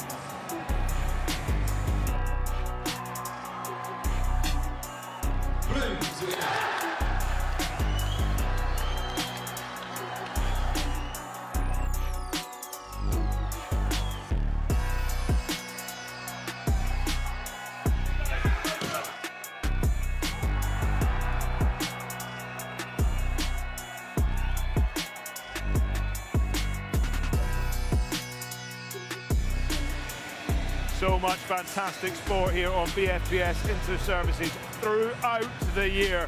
And of course, today is a double header. The next up, kicking off at 4:45. It's the turn of the women. And the Army team have already made their way into Twickenham and into a spectacular atmosphere in this absolute cauldron on this spectacular spring day, bringing the atmosphere with them. Well, time to get back into it. We have a spectacular second half coming here. It was all going the Navy's way. The Army starting to turn the screw. They need to find a spectacular second half. Let's get back to it in a very, very soon second. What an atmosphere we have here for you at Twickenham. It feels like we are into history at the moment. The Navy looking to go back-to-back for the first time in over 50 years.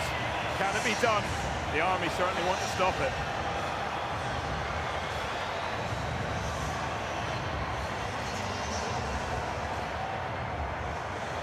Okay. Go lads, time on please. Well, the Army's 16th man is removed from the pitch, and what a big 40 minutes for the 15 still available. Just looking to see, in fact, whether they are back to 15. I think they probably should be by now. Just seeing whether Drew Davison is back. See him on the pitch. So no, he's still with the fourth official on the sideline. It's still 14 in the Army ranks right now, but what a big half they have ahead of them. Be interesting to see tactically what has been said in the hutches. Watson is first to pick that loose ball up. Tardy presentation from the British Army, but I think they've turned it over. Yep, Johnson feeds out to the try scorer, Basataranga. Too far, good play. Mayolo finding no way through. Tam Lindsay turns into a human backpack and takes his man down. A drive from McGregor Smith. In the squad last year, but getting the start this. No Turkish, of course, this year. Out with work commitments and family issues, so if you're watching Turkish, good afternoon to you. Neither did I was being told by the AR. As we've seen before, this match has, in the last 4 years, has flip-flopped between the two. But you really feel, Rocky, that this is in the Navy's control now to literally control this second half and keep this lead right through to the final whistle, right? Absolutely, keep ticking over, do the basics well. That's one thing that the Army have really struggled with. They're forcing it a little bit too much, too many pens, so the Navy can just keep their foot on the gas and just keep getting field possession, getting through their set piece, and they're pretty epic team to stop. Army's number 6, Drew Davison, is now back on there. He is competing in the line-out. Hanley, Bartlett works as the ricochet wall. Duncan keeps the ball alive. Chambers tries to release. Freddie Elliott on that far side just runs out of room. Touch comes first. And that's the bit you don't want to be forcing those. Yes, it'd be great for a highlights reel, but you need to keep ball in those positions. You're 2 tries up, you want to keep putting the pressure on. That's when you just need to take the contact and then play back in field, punch it up the forwards, and then go wide again. Major Will Reeve, what are you looking to see from the Army team in this second half that you didn't see in the first? I don't think the story changes. We just need to be composed. We just don't need the sort of 50-50s that aren't on. We just need to build pressure. Oh, away we go. Great take from Dawson, and the feed is out there. And Gorawali going for gold. Well, going for the line, and the finish is there. Well, that is the start that the Army camp were needing. It was set up by Matt Dawson. He scored a try in the first half. He's made a try in the beginning of the second. And what a score. We talk so much about Matt Dawson's ball carrying, but what you can't ignore is his ability to get in the air. He's such a heavy, dense guy, but he's so explosive, gets up, wins that ball. and then's got the presence of mind to find his winger. And away goes Imi, not too dissimilar to 2 years ago, running in the very same corner to win the Service Champs 2024. So yeah, good exit strategy, and like I said, it's just about applying pressure now, keeping this momentum. Yes, the memories will be vivid in the minds of everybody that witnessed here, not least the players, of course. And in many ways, that was the same as the Navy in the first half. Same corner and same quick release. Johnson unable to bring that one round, but what a score now. How is that going to impact, I wonder, not only these starters, but you've got to look at the two benches as well, because both teams this year have gone 5-3. If you remember, the Royal Navy went 6-2 last year, but they've gone 5-3 this year. And it'd be very interesting to see how quickly the bench can step up to the pace of this game, because it is hectic, to say the least. Matt Blee sends it long to his opposite number. Duncan losing the ball in the contact. Another mistake from the Navy early in their second half. Berryman secures possession. Holding on, we go back for the knock-on. Elliot Berryman has been... No issue with Jackal. Well, he was only commissioned from Sandhurst 6 months ago, so a relative newbie on the block. Appeared for Bath University and Bath A as well. In fact, here's a fact that nobody's particularly interested in. He played against Caelan Murdy, Same work rate as the first half, lads. Harlequins and England winger. Their dads used to play together at Cornish Pirates. There's a fact you weren't bothered to hear, but I was going to get it out there anyway. Thank you. It wasn't on my bingo card Too today. much time, obviously. We'll do nothing with it, but we'll nod and smile. Mikey McDonald with the feed. Johnson moves over to the left. Miss out pass to Tangutu. Kelly, look at that leg drive from the 6'5" man. There's a slightly smaller frame, but no less power. Dawson. Your own player, you stood on your own player and tripped over. Oh, Matavesi put his hand out, very quickly took it away, but in doing so, Berryman just saw the shadow, and that was it. Yeah, put him right off. It was such a flat pass. If it had gone to hand, it had numbers over, but it's one of those, if you get it, it's absolutely sweet. If not, then you've lost your possession.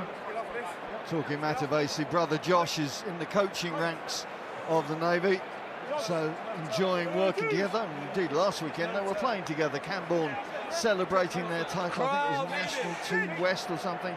And a try scorer, Mr. Ben Priddy, who ran in 2 tries. He's run 39 tries for the season, can you believe? Who else? Must have a big tight 5, that's all I'm saying. Well, there's the work of the Navy tight 5, bearing dividends, and the release. It's the first one where both sides go forward. The scrum members. Rocky, what have you seen in the set piece? Because we talked a lot about the scrum, the way the Navy dominated, particularly in the second half last season. What have you seen so far in these opening 47, 48 minutes, particularly between the 2 front rows? Yeah, it's a decent arm wrestle. Obviously, Navy are just starting to get one up. It's shifting up on that left-hand side. Just Army just bailing out of that.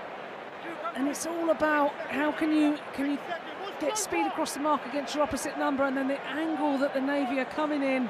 They're just working so well on that shifting from left to right, forcing the Army to buckle out and give away the penalty. Navy replacement in that back line is George Edson on alongside that man Bartlett. It's the same substitution a bit later than it was in Northampton, so Wathoke's day is done. He has had a shoulder injury. There is Edson, came on to some effect in Northampton, scored a try. No, it's the other one. You're all good. Another Camborne man keeping the link going. No advantage.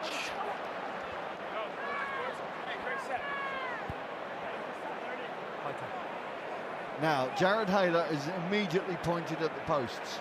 Time off, please. The psychology of 3 points is very important here, albeit inside the first 10 minutes of the second half. I think that's the right decision. Obviously, Army have took it back to a 7-point gap, and if you can then put the extra 3 on, just keep momentum, tick the scoreboard over, and it puts pressure back on the Army. Well, it looks like Elliot Berryman just having some attention there. There's Matt Dawson. Let's get onto the socials while we're sitting down here. John, what have you got? Oh, loads of messages coming in. Thousands of you watching. Fantastic to hear from you today. HMS Somerset's 18-man mess, want to mention. A mention as well for the lads watching in the British Embassy in Baghdad today. Hi, guys. Welcome along. And watching from South Africa, supporting the Army because his nephew is in the British Army, or her nephew is Linda Knox. Who should I support, she says. Well, it's fairly obvious, though, isn't it? And one more as well, watching from my island in the Outer Hebrides, is Rick Henderson. Good afternoon to you, Rick. Hope you're not too lonely. So, play to resume with this Jake Hanley penalty.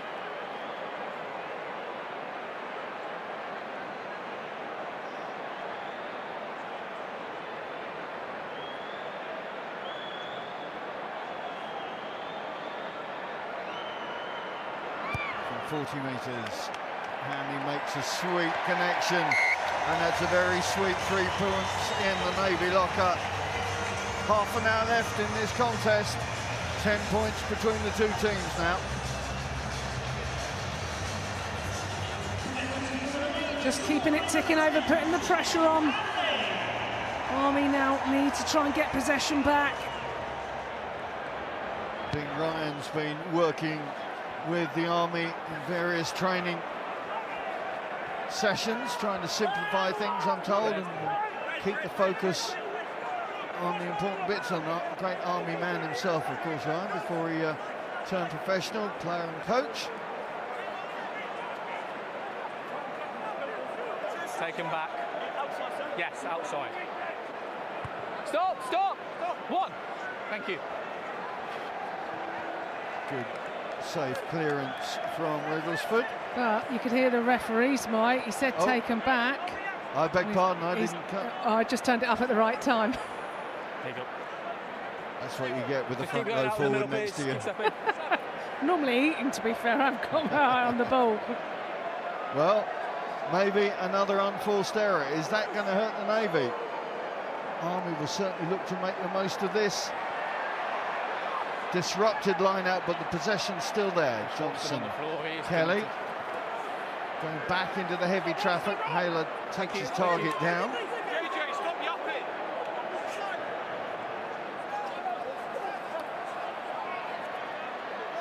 Thank you. Nayolo goes the shortest route to market as ever. Advantage is there for the Army. McGregor Smith been playing with Amersham and Chiltern in Civiland. Dawson struggles through into the 22. There is the loose head once again.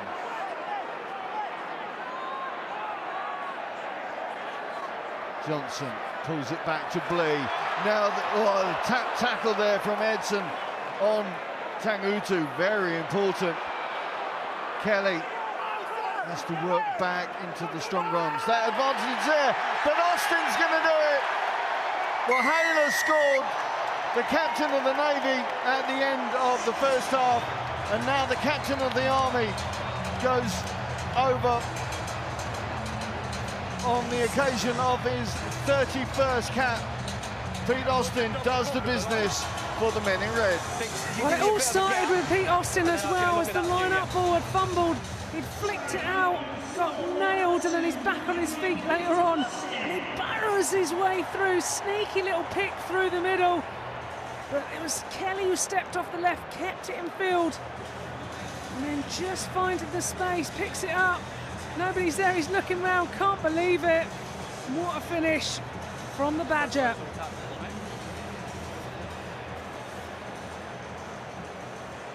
How nice is it to see the Army just build some phases, build some pressure, keep that ball alive, use all the grass. You see Frank Kelly coming down the short side, Rocco wanting to play, just converts pressure into points. Really, really nice. And a sense of pragmatism coming through that. Yeah, 100%. And the boys will want to just go back to type, play the system. There's a lot of rugby left to be had.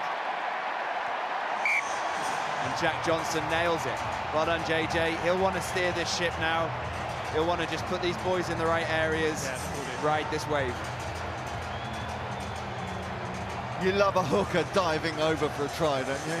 Absolutely, what a finish. It's all about using your weight and momentum, and just, that used to be one of my signature moves, a little pick through the middle of the ruck, and you get an instant line break. So fair play to Austin. He had the sense of mind to shift the ball out of the missed line out, and then he's back there waiting for his opportunity and scored in front of nearly 60,000. Not bad.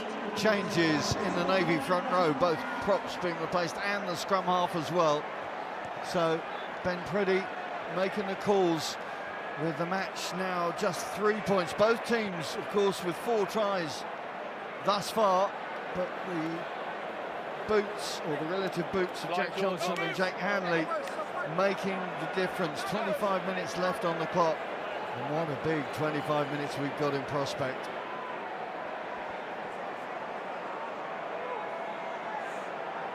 Dan Rutter over 15 on at scrum half. More.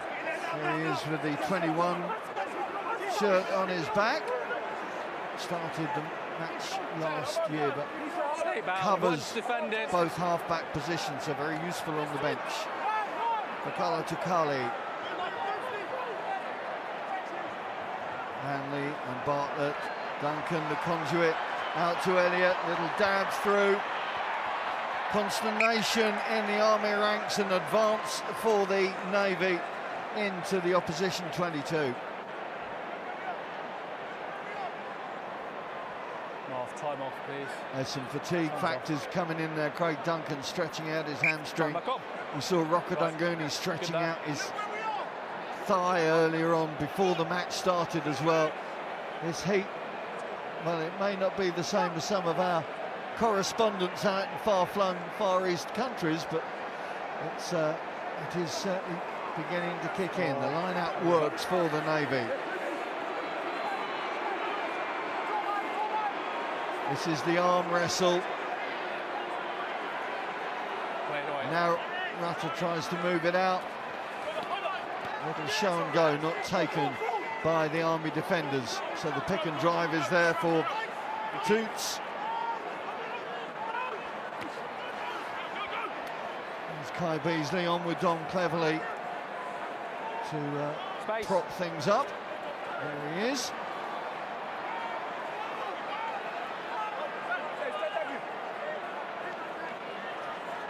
Hanley gets the call from Elliott coming off his wing.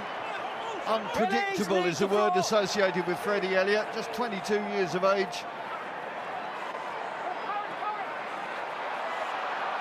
Fakala Tukali, as ever, tightening things up around the breakdown, allowing the likes of Jared Hayler to roam a little wider. It's now a ruck. Breakdown is very messy, to say the least, but it is still there on the blue side. Beasley, the former Cornish wrestling champion, used to those close quarter contacts. Let go,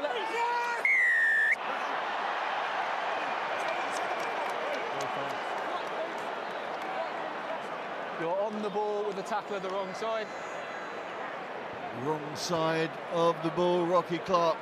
You weren't sure of the validity of that penalty, or was that just a general shake of the head? It's just a shame, Les. Obviously, one of your players is on the floor, and you've gone in for that jackal, so penalty goes against you rather than getting the hold in on one. You have to get a roll out the way really quickly. Right, tap penalty coming up. Matavesi.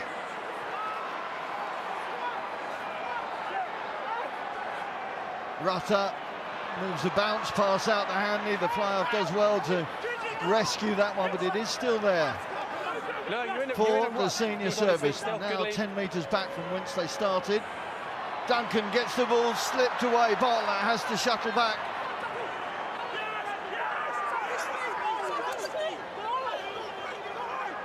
Referee keeping right on top of that breakdown area. Lots of hands appearing and disappearing. Matavesi. Always a two-man reception committee waiting for the former Fijian hooker. There's another man they have to worry about. Vakalo Tukali, ever present around the ball. Edson gets the offload to Chris Mills. Come off!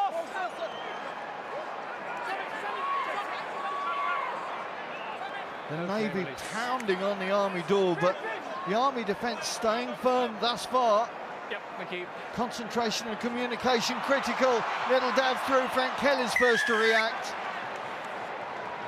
Penalty call was already in operation from Mr. Maxwell Keys.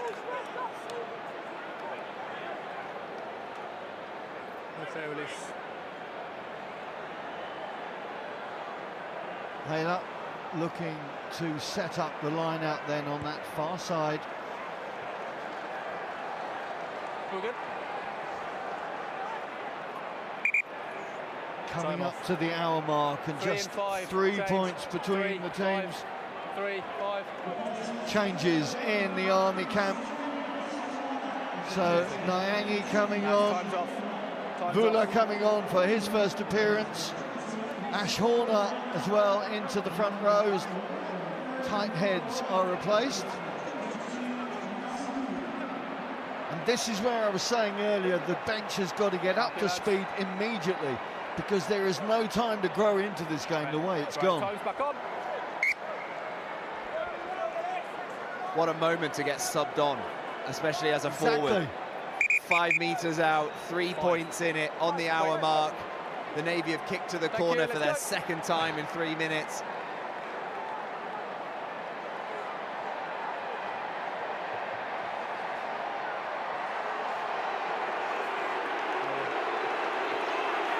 The drive is on, they're up, they're over, they're in! It's that man, Matavesi again. But there's one for the pack, and a big one it is. At this time, on the hour mark, they get their 5th try, pushing their noses further ahead. Well, it was all about the organisation and the speed of ball. But look how they've just rolled around the front of that drive. The Army are pushing into the middle, and the Navy just rip around the front left-hand side, and it's an armchair ride for Matavesi, who's over. He's been so good with his carries, but this was important. He got his darts, and then he docked over the line to get it down. And Matavesi scored 2 against the RAF. And Northampton, of course, scored here against the Army last year as well. Important try, important conversion. Points at a premium now in this second half. And a wonderful kick from the Navy 10. Let's get a reaction from the Army camp. Kath, talking to Tim Osman. Kath? Yeah, thanks, Simon. Tim, I know I did again, the Navy have just scored, but given where you were, pleased with how the boys come back in the second half. Yeah, absolutely. Well, the second quarter as well, we got back into it, stopped giving them free field position and making errors. So yeah, we've been here before, haven't we? Long way to go yet. Please. That's the thing, isn't it? I mean, you know, was there anything particular you had to say at half-time, or are they so fueled by the occasion that they come out and that was a perfect reaction? Yeah, I mean, I think the first half we just told them, I think, a little bit guilty of overplay.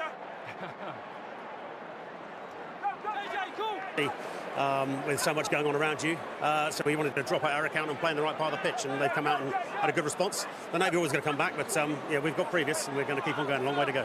Brilliant, thank you, Tim. Yeah, plenty of previous in these fixtures, that's for sure, as McDonald tries to get the Army going again. They've got overlaps here, but the pass from Kelly doesn't find his man. Tangutu takes them on. There's a man down in back play for the Army. Looks like it could be a cramp. We'll see, is it? Time off. McGregor Smith, is it? The loose head? I think it might be. You may have been right, I just didn't see it. Right, we're into...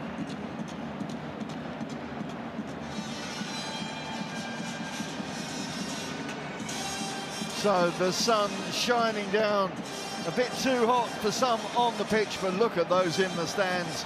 A shade over 50,000 here at Allianz Stadium, really enjoying yet again the inter-services. Lots of fancy dress. Well, I hope it's fancy dress. I think the Spice Girls are coming.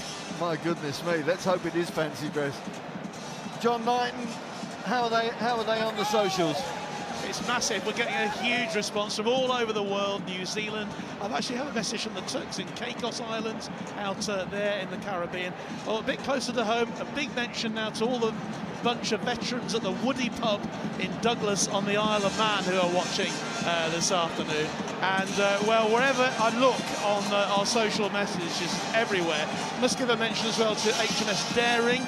They're all watching today, those who, of course, who are not on duty, and that applies to all our HM ships all around the world. So wherever you are, I hope you're enjoying this game as much as we are, because it is sensational. Yeah, thank you all for your communication, for your company. It's great to have you with us. It's what makes this event so special. So it looks like Douglas McGregor Smith's day is done. Callum Buchanan on for his debut in this contest. Lads, we're over here, please. Sam. I think Craig Duncan's coming off as well, is it? Looks like he is. It'll be Ben Rivalitia. There he is, wearing 23. Time is up. Cheers, lads. And for his third inter-services experience, been playing down with Craig Duncan at Plymouth Albion for Ryan Lamb's side. Crouch. Bind. Good space. We need some space over here, please. Not early. Just a little bit of early shove going in there. Ref's not happy, getting them to reset. Same standards, please. Demanding the same standards in a good old wrestle.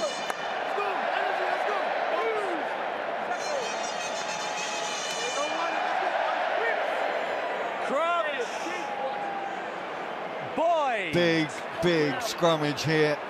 Set. New ingredients as well. Don't forget, this is part one of a double header. Ball's out as it goes to ground. Johnson threatening the blue line. McDonald throws out to Dawson, but read very quickly by Elliott, but I think he was starting from an offside position. Naolo. There's the new man, Buchanan. Johnson throws it wide, nowhere for Vula to move. Advantage high. Advantage call is there. Kelly trying to get straight to that white line, doesn't need to, and it's been finished off. And there is another big 5-pointer, and I think it is Tomasi Vula. I'm not sure if it's Tomasi Vula or Taitusi Kanuti. 22, Cambridge winger this season, has been scoring tries in the championship, looks like he's celebrating. Yeah, they've given it to Tomasi Vula. It's the substitute. What an impact. Kelly, how hard has Frank Kelly worked through this game? And there's suddenly is the winger jumping over the top. Well, there you go. We've already seen the try from Austin, who picked through the middle, and then Vula just found the space, and there's that space in behind, and that's a quick little easy break. Catches the Navy napping. Well, we said it was a hell of a game, and look at this. Not quite there off the tee this time. So a try's difference between these two, with quarter of an hour left in this contest.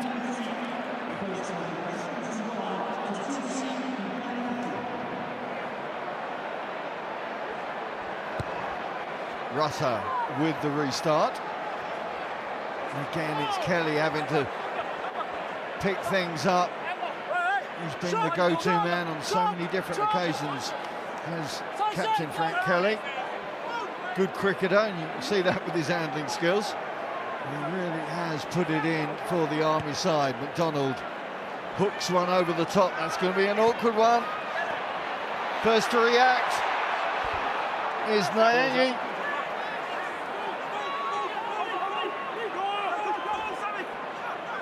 And the Army now trying to get through the gears just a bit quicker. Blee. Rockadunguni hanging wide. Blee takes them back into the 22. Looking at the short side. Bula threatening once again. Veretti. The rebound wall. McDonald. Suddenly possessed with extra energy from the recent scores and the recent substitutions. Austin, Kelly, Nyangi. Options right and left. They're going to switch back to the right this time. Where is that? Rockadunguni weighs things up, scans the opportunity, swaps off a defender or two. Tired legs in those Navy ranks, trying to keep things intact, but they haven't done it. And it's Jack Johnson who ties things up with a try for the Army. And this game is very definitely alive and kicking. Here we go. This is the pressure. This is the possession. These are the points. We've seen it go both ways, both ends of the Allianz Stadium. Both teams having to ride out, both teams having to get together under their own posts and talk about what's next. The Army is using every inch of this field. They come left-hand side, they go right-hand side, not afraid to attack that channel, not afraid to go with ones and twos and trust that they can keep on their feet and win the ball. And it's paid off on 3 or 4 occasions. And now Jack Johnson salutes the crowd. Has got to get himself ready to put this over and try and put the Army in the lead. I think for the first time all game. Getting into the last 10, see? Let's keep it going. It's good.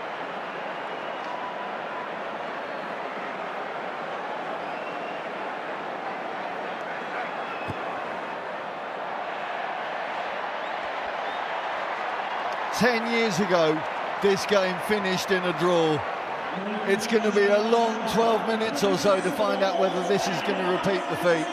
I would not bet on no more points being scored. My pocket money would not be with you, I must admit, Will.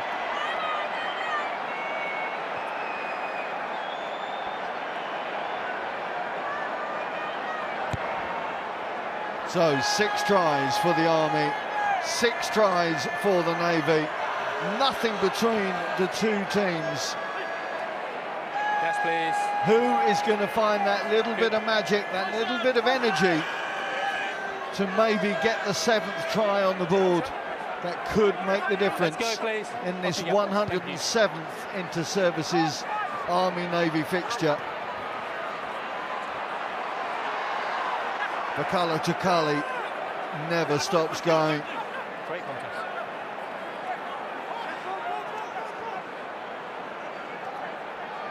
Hanley, Hayler, not many options outside to the left, so they'll cut back to the right with Beasley. Mallet. Puts over the red play. Won the league with Trowbridge this season. A few of these players in their civvy clubs have had success. Oh, there's Nayola coming through on Hayler. Starts low, clips him on the way up. That's the slip through. Shane Nayola just apologising, I think, but it was a tough call, but the right call, I guess. It was, but he flew in, didn't it? It was like he was off the top ropes and absolutely catapulted him. Absolute boomtown. But just caught him, and that one's getting one on your opposite number. That pass was actually helped Jared Hayler because it made him turn. It wasn't a perfect pass. I mean, he's a Royal Marine, he's a tough man, but that must have, you'd be counting your ribs after that, wouldn't you? He would, I'm sure. Especially with that man mountain belting into him. 7. 10 minutes to go, nothing between the two sides.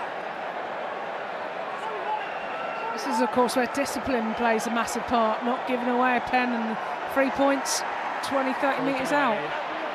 Matavesi comes round on the look. Rivalitia goes for the 50-50 pass again. It's Jack Bartlett who rescues it. Trying to get numbers down that left side. Chambers tries to... Or was the man taken off the ball there? Looked like Elliott was cutting back. I think he was out of play anyway. Is that the call from Rebecca Piddleston? Pete Austin is going to come off now. Todd Johnson on, and it looks like Conor O'Reilly is going to come into the back line for the Army as well. Call on that one. It was hard to tell, but straight away you can see how different this is. When we kicked off for the second half, Simon, you said the Navy are going to control this. Here they are now, they're the ones having to throw the 50-50s.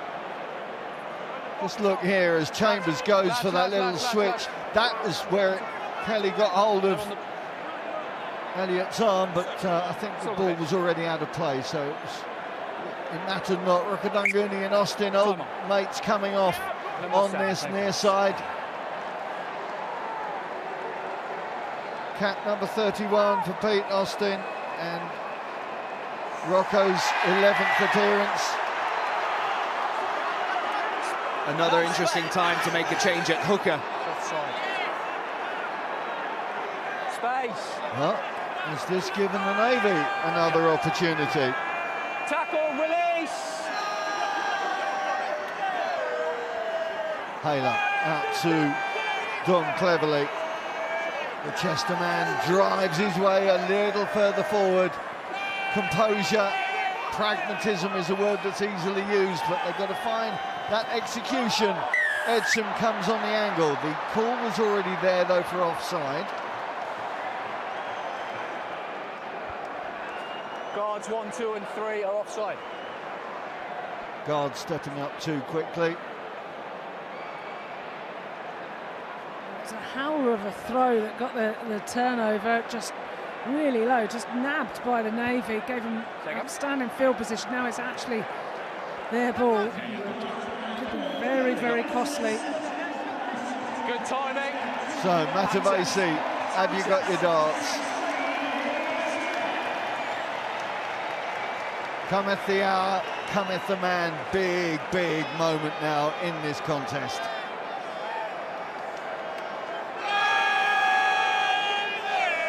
Deck Johnson, as ever, rises high.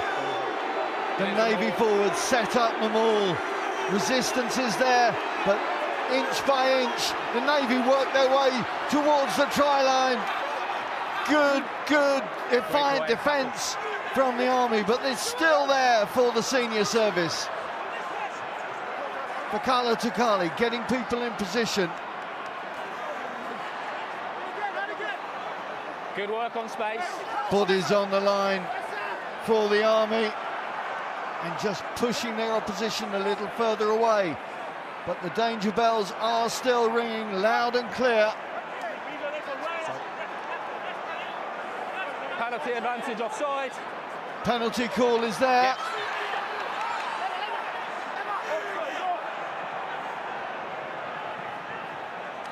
Well timed. Looking at the short side, the slip from Cleverly, slips the tackle. They need quick ball. Here it is. Bakala Tukali is brought to ground. Still under advantage offside. Advantage call is there. Don't do it. Johnson can't find any way through. Ball goes loose and they would go to the penalty call. Now, surely you have to go for the post. You've got 6 and a bit minutes left. You've got to get points on the board, right? Absolutely, so important. Just tick it over, take the whole time, and just take the 3 points. Put the pressure on. They have to then score a try rather than the points. Discussed it though. He's going for the corner. They're not listening. They want it. What? Time off. I am really surprised. Well, Veretti is the man down. But this gives time for the Navy to just work out exactly what they want to do here.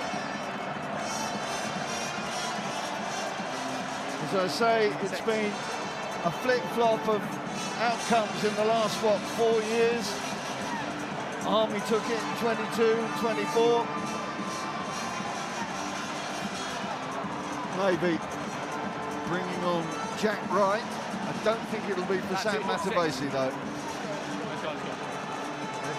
It's likely to be one of the back rowers, and indeed it is, I think, Chris Mills.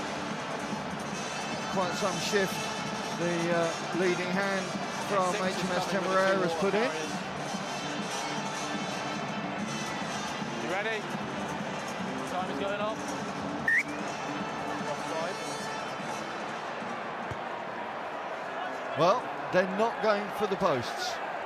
So, this is rolling the dice time. Good access again. Can they make another line-out work? Haler is the target this time. Jack Wright comes round to drive them all. Sideways once. It's going sideways. They're going to have to reset it, but Wright's still there. This is the match. Good defence from the Army. Back in position go the Navy for the next thrust. The next pick and drive. Who is going to be the hero in the senior service? Still on. All the backs just congregating. Ben Latia is on this right flank with nobody near him. Kelly spoils. Again, there's another call. Again, it's a penalty. Is it going to be a yellow card? New captain, yes. So we've had 2 offsides. Yep. We've had a side entry. What was the penalty you had? Collapse. Okay, so that's 4 penalties. Team warning. I'll keep time off till you've spoken to them. Team warning is there for the Army, with Matt Dawson now in charge. Going sideways though. Going forwards, different equation. All good? So here we go, take 3. I'm going to ask you to pick up your Babcock player of the match soon, but goodness knows who you're going to be looking at. We should talk it through in a minute. We shall. Maybe wait for the final whistle. No, that's the cop-out. That's the cop-out. I tell you, 79.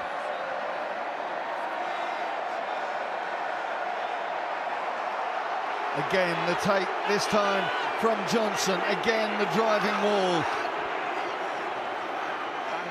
The Navy working their way up over the line, and the try's given.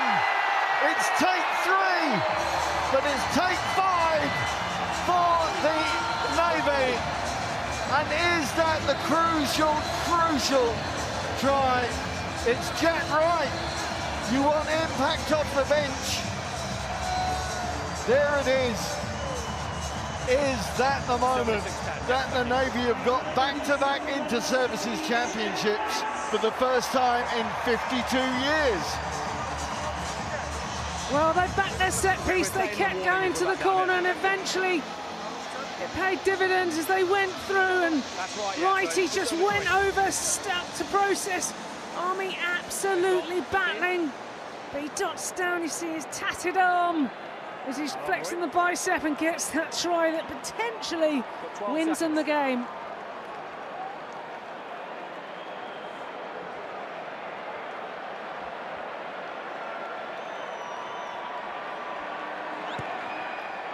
Hanley swings it over, but not through. So 5 points the difference.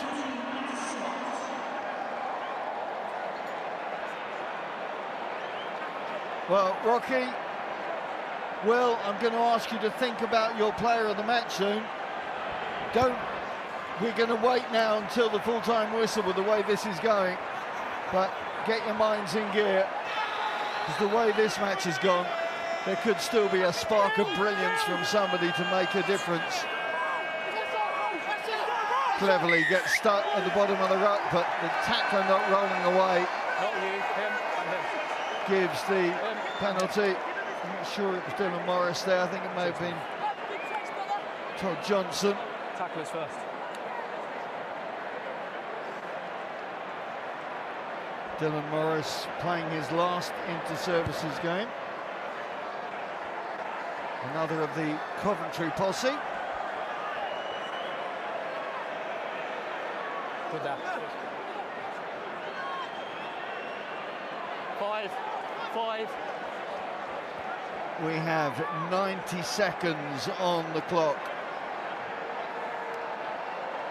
The Navy take the line out, and now the ball is in their possession. The match is in their possession. Wright drives the line. He's fine, he's keeping his right shoulder. One, stopped. Don't play the half-back. Fakala Tukali steps out as first receiver. Happy to take the contact, happy to take the hit, keeping the ball. Thank you. As ever, that man, Jared Hayler, happy to do the hard yards. On the ball first. Right again.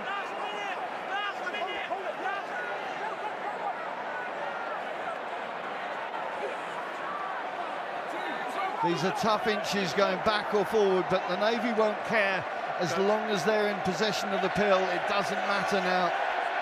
Last 30 seconds. Discipline is there. Look where he is. It's not going to go any wider, that's for sure. Fakala Tukali, once again, how many times have we seen him in as first receiver? Does all the donkey work, all the hard yards, as a bit of flair as well when it's needed. Hayler takes it, the clock's in the red, but this match is going blue. The Royal Navy have got back-to-back inter-services championships for the first time since 1974. What a contest, what a match, and once again, the inter-services delivers big time on the Twickenham stage.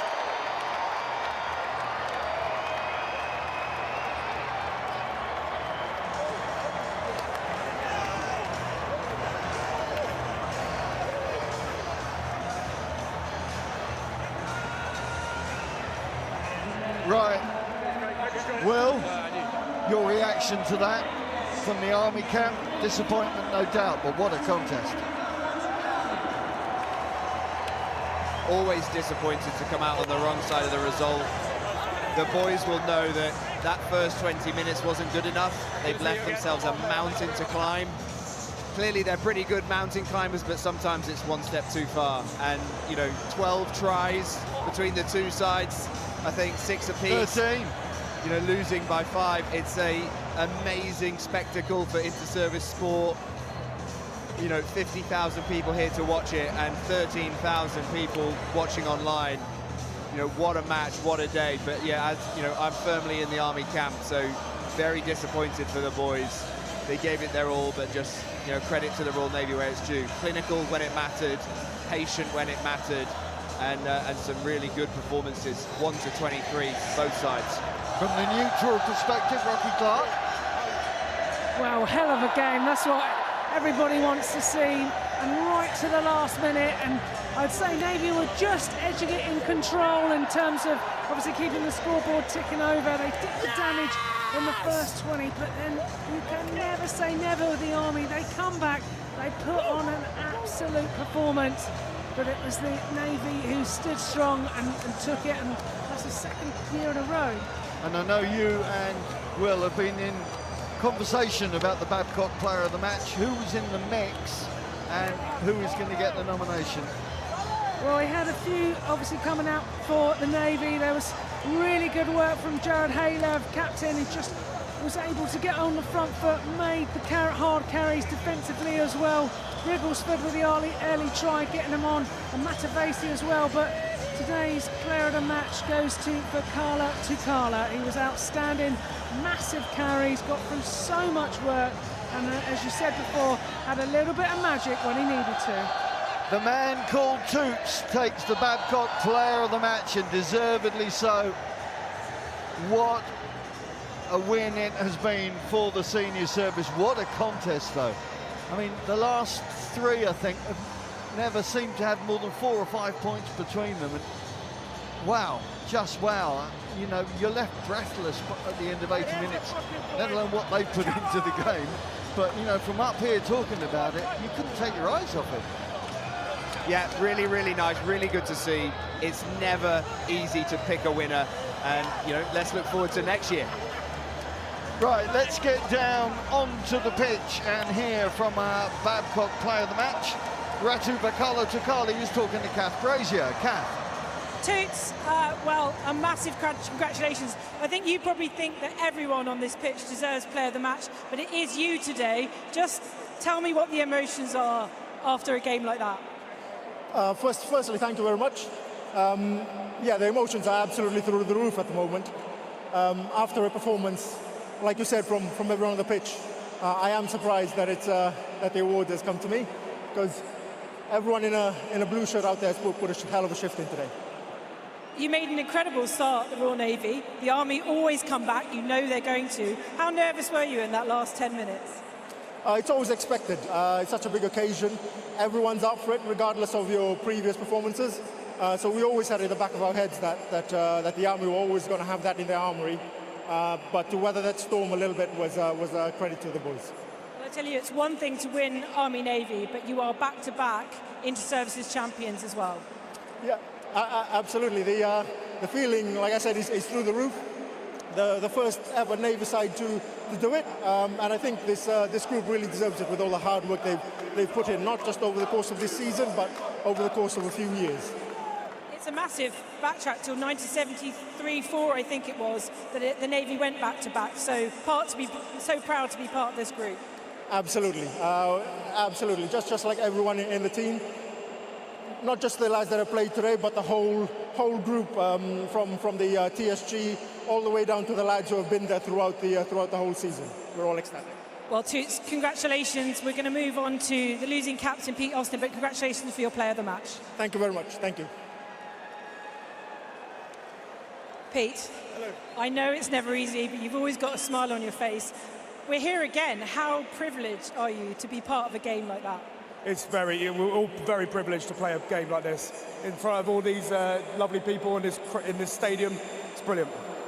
It's so hard being on the losing end when you've put in a performance like that. I'm sure in the first quarter you might have thought things were slipping out of your control, but as ever you guys came back. I'm sure for the last 10 minutes you thought it might be yours. Yeah, I think that the first 10 minutes we just needed to get a bit of a grip of the game.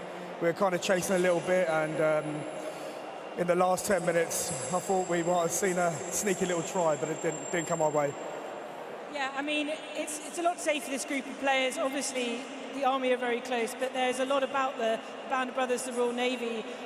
You know what they're like, you know them, you play with them. They're a special group. Yeah, the Royal Navy are a brilliant rugby team. Jared leads the team very well, and Toots, man of the match, he completely deserves that.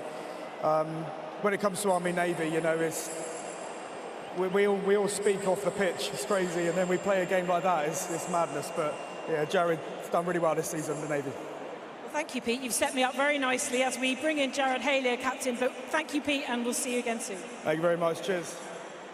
Jared Haley, then, Royal Navy, winning captain again. You went back-to-back, you said you could do it, and you've done it. Yeah, we set out in 2023 to go back-to-back. Unfortunately, in that big game, that big occasion, we didn't do it.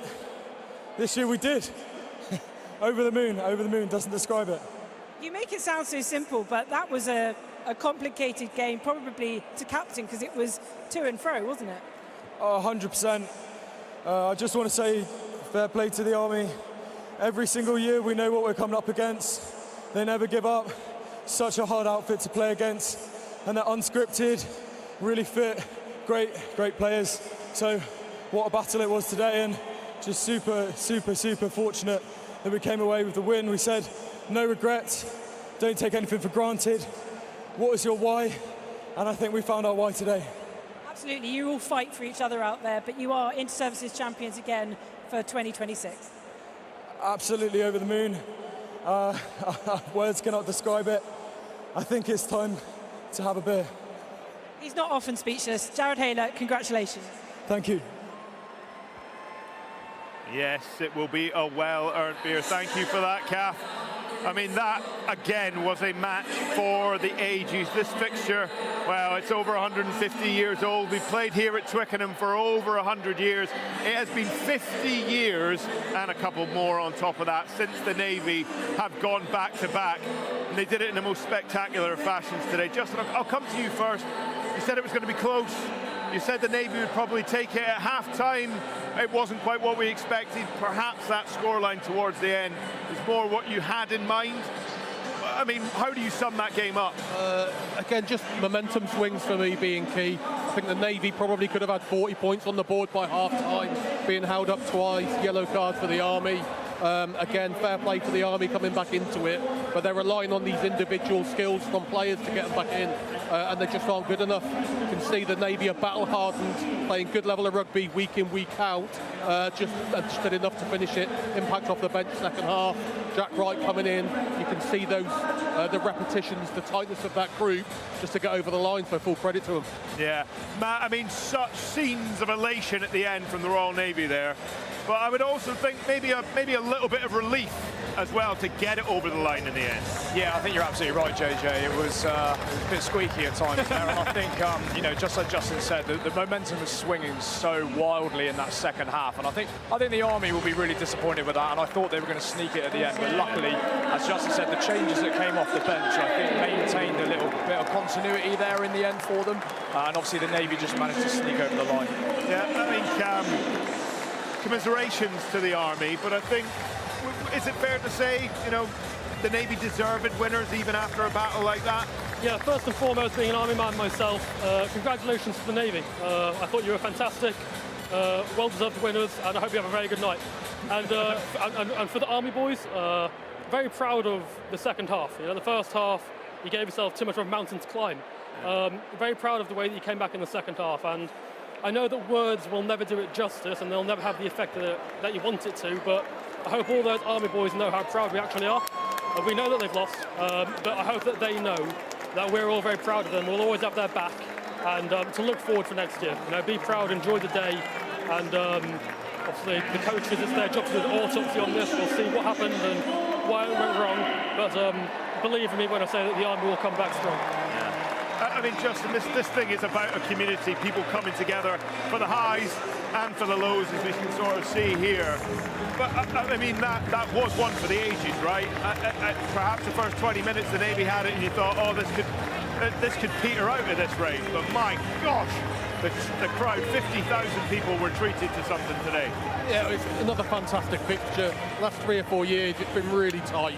And we've seen, whether it's just within a score or two, people taking the lead, last minute kind of 5-point scores just to literally finish off for a title. The amount of pressure involved in that for the players is huge, whether that's Korowali going the length, whether that's a Matavesi interception to win it. It's really tight and narrow, but we expected a backlash after last year from the Army, and I just don't think we saw it, in all honesty. Yeah.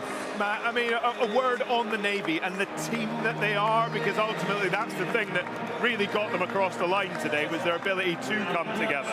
Yeah, and you can see that in the celebrations at the end. They're a really, really close-knit group, and there's a lot of players there. The senior players like your Jared Haylers and your Toots and Sam Matavesi that have been there now for years and years, and they've generated such a positive culture there. The lads just enjoy being with each other, win or lose. Today it was their day. But when they lose as well, they stay together and they support one another, and it's big on this stage. Right, well, the Navy are making their way up to the Royal Box to get the Babcock Trophy in their hands. We'll hand back to our commentary team for all the very best pomp and ceremony. So, club captain Bubba Watson leading the Royal Navy up to the Royal Box, where the presentation party awaits. David Lockwood, the CEO of Babcock, General Sir Rowley Walker, KCB DSO, the President of the Army Rugby Union, and Vice Admiral Steve Morehouse, CBE, the President of the Royal Navy Rugby Union. And what an occasion it has been. Quite superb rugby, ebbed and flowed all the way through. And those boys, well, Cam said, I hope you have a good night. I don't think there's much doubt that those guys are going to have a good night this evening. All the work that's been put in, not only by those players, but also their colleagues, their teammates, the support staff. Karen Hayler is always quick to mention everybody else that gives them the support that allows them to play the games, do the training camps through the course of the season. They couldn't do it without everybody else that is back in ships, back in sites, wherever you may be. You know who you are, that have been generous enough to allow these guys to do what they do. So it is going to be, for the 31st time, the Royal Navy who win the Babcock Trophy for the Army-Navy game.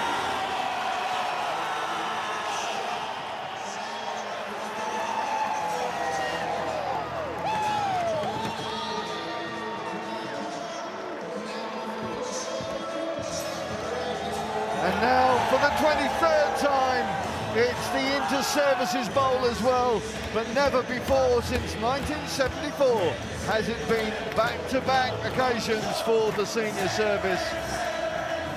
And never will the shanty be sang so wonderfully well. The last shanty, the Royal Navy anthem, being sung at the Royal Box to celebrate what has been a quite momentous occasion here at the Allianz Stadium. And look at the crowd enjoying the moment. Well, it has been a wonderful afternoon. Delighted to have Will and Rocky with me. Will, your last thoughts? Two things. One, rugby is a simple game. You don't make mistakes, stay on side, and you'll be all right. I think we saw patches where both teams were just not accurate, not playing within the laws of the game, and you cannot win rugby if you do that. And then secondly, yet again, this fixture proving to be the best amateur sporting event in the world, hands down. What a game. Rocky, from your perspective? Echoing that, some brilliant tries on display, and yeah, the Navy just got hold of it in that first 20 minutes and were able to keep their foot on the gas, and the Army showed their quality, but a few too many unforced errors and penalties. But Navy take the riches and enjoy some history made today. Well, thank you both for your company as ever. It has been a very special occasion. The Royal Navy taking the lion's share of 13 tries this afternoon, which means it is the senior service celebrating with a 41-36 victory. Back down to you, JJ. Thank you very much. Thank you to our team up in the commentary box, and you can see there confirmation, the Royal Navy, not just a victory today, but a victory in the Inter-Services Championship. The first time in 50 years going back-to-back with a spectacular victory here at Twickenham. Of course, there's a little bit more rugby to be played in the Inter-Services. It will be the RAF up against the Army, that at Kingsholm in a couple of weeks' time, playing for the wooden spoon and for a bit of pride in this, the greatest of rivalries. And of course, we'll be back here a little bit later as well with the Women's Cup getting underway at about 1:45. Matt, I'll start with yourself though to sort of round things up. I mean, when you look at a victory like that, how much pride do you feel? It fills you with an incredible amount of pride. Obviously, I've been here and I've been a part of this, and I know how much it means to not just those players, but the wider naval community, like the veterans, everyone, you know, from throughout the Royal Navy, as much as it does to the Army counterparts as well. Like, it's a fantastic exhibition for inter-services sport, and this is, without a doubt, the Blue Ribbon event, and what a fantastic event we've had today. Absolutely. And of course, Ben Pretty, the Navy's head coach, new to the job this year, winning the Inter-Services Championship in his debut season. And he's with CAF right now. Well, Ben Pretty. Paco couldn't do it. You've just won back-to-back. Congratulations. Oh, yeah, one shot, one kill. Yeah, outstanding. Boys were outstanding today. Yeah, fantastic. I spoke to you after the first quarter, and they'd made an absolutely stunning start. But the Army, we said it then, if anyone's going to come back, it's them. How nervous were you in that last quarter? Oh yeah, I say it to all the boys. Like I wish I was out there playing. Like as a coach, you've got no control, and the nerves and everything like that is it's terrible. But yeah, the boys came out the blocks firing, and like we said, we knew the Army would stay in that fight, and it could have gone either way. We don't want to overplay the back-to-back, but I think 1973-74 was the last time that happened for the Royal Navy. So that's quite an outstanding victory to get. You're so new in, but a lot of the foundations were already there before you became head coach. Oh yeah, look, you can see the group of boys we've got. All I was there to do is try and get them pulling in the right direction, get that environment right so that they can perform on the pitch. So pretty much all the credit goes to the lads. I'm just there to try and facilitate to get the best out of them.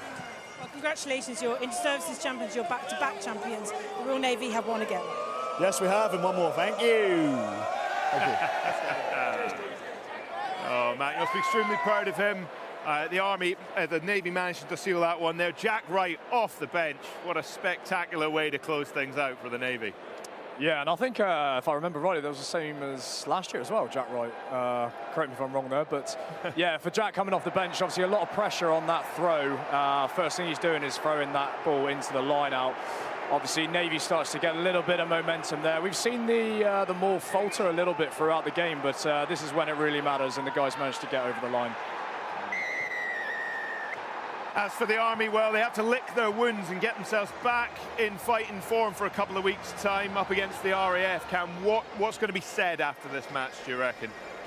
Well, it's very tough, you know, when you know the competition's already gone. It's very tough to pick yourself back up. But as I said, that's the job of the coaching staff and the job of the players and the leaders in that group to raise the boys, come back together. We've got another game. It's very important. There's a lot of pride in the RAF Army game. They're going to want to go there and battle them. They're going to go and want to right the wrongs from today. It'll be a real test of their resolve, and in 2 weeks' time we'll see how that pays off. Well, I think one thing that we might see, like we did particularly in that second half there, is the Army scoring a lot of tries. Now, there was individual brilliance today. You'll be hoping for that, plus a team effort, of course. Yeah, absolutely. You look at some of the running here. So many talented individuals, both in the backs and the forwards. So many talented players. Go to Kingsholm and use it. You know, play a bit of rugby. We know that the competition's gone. Go there, use your talent, have a good time, and if you do that, you'll come on the end of a good result. Right. Well, Justin, it'll be your boys, the RAF, that they're up against in a couple of weeks' time. I mean, looking at that performance there, seeing that little bit of a glint in their eye that they had during the second half. How do you feel about that? I know the guys will be analysing this of where there's weakness within the Army team, whether that's set piece, line out time especially, looking at their maul setup and their maul D.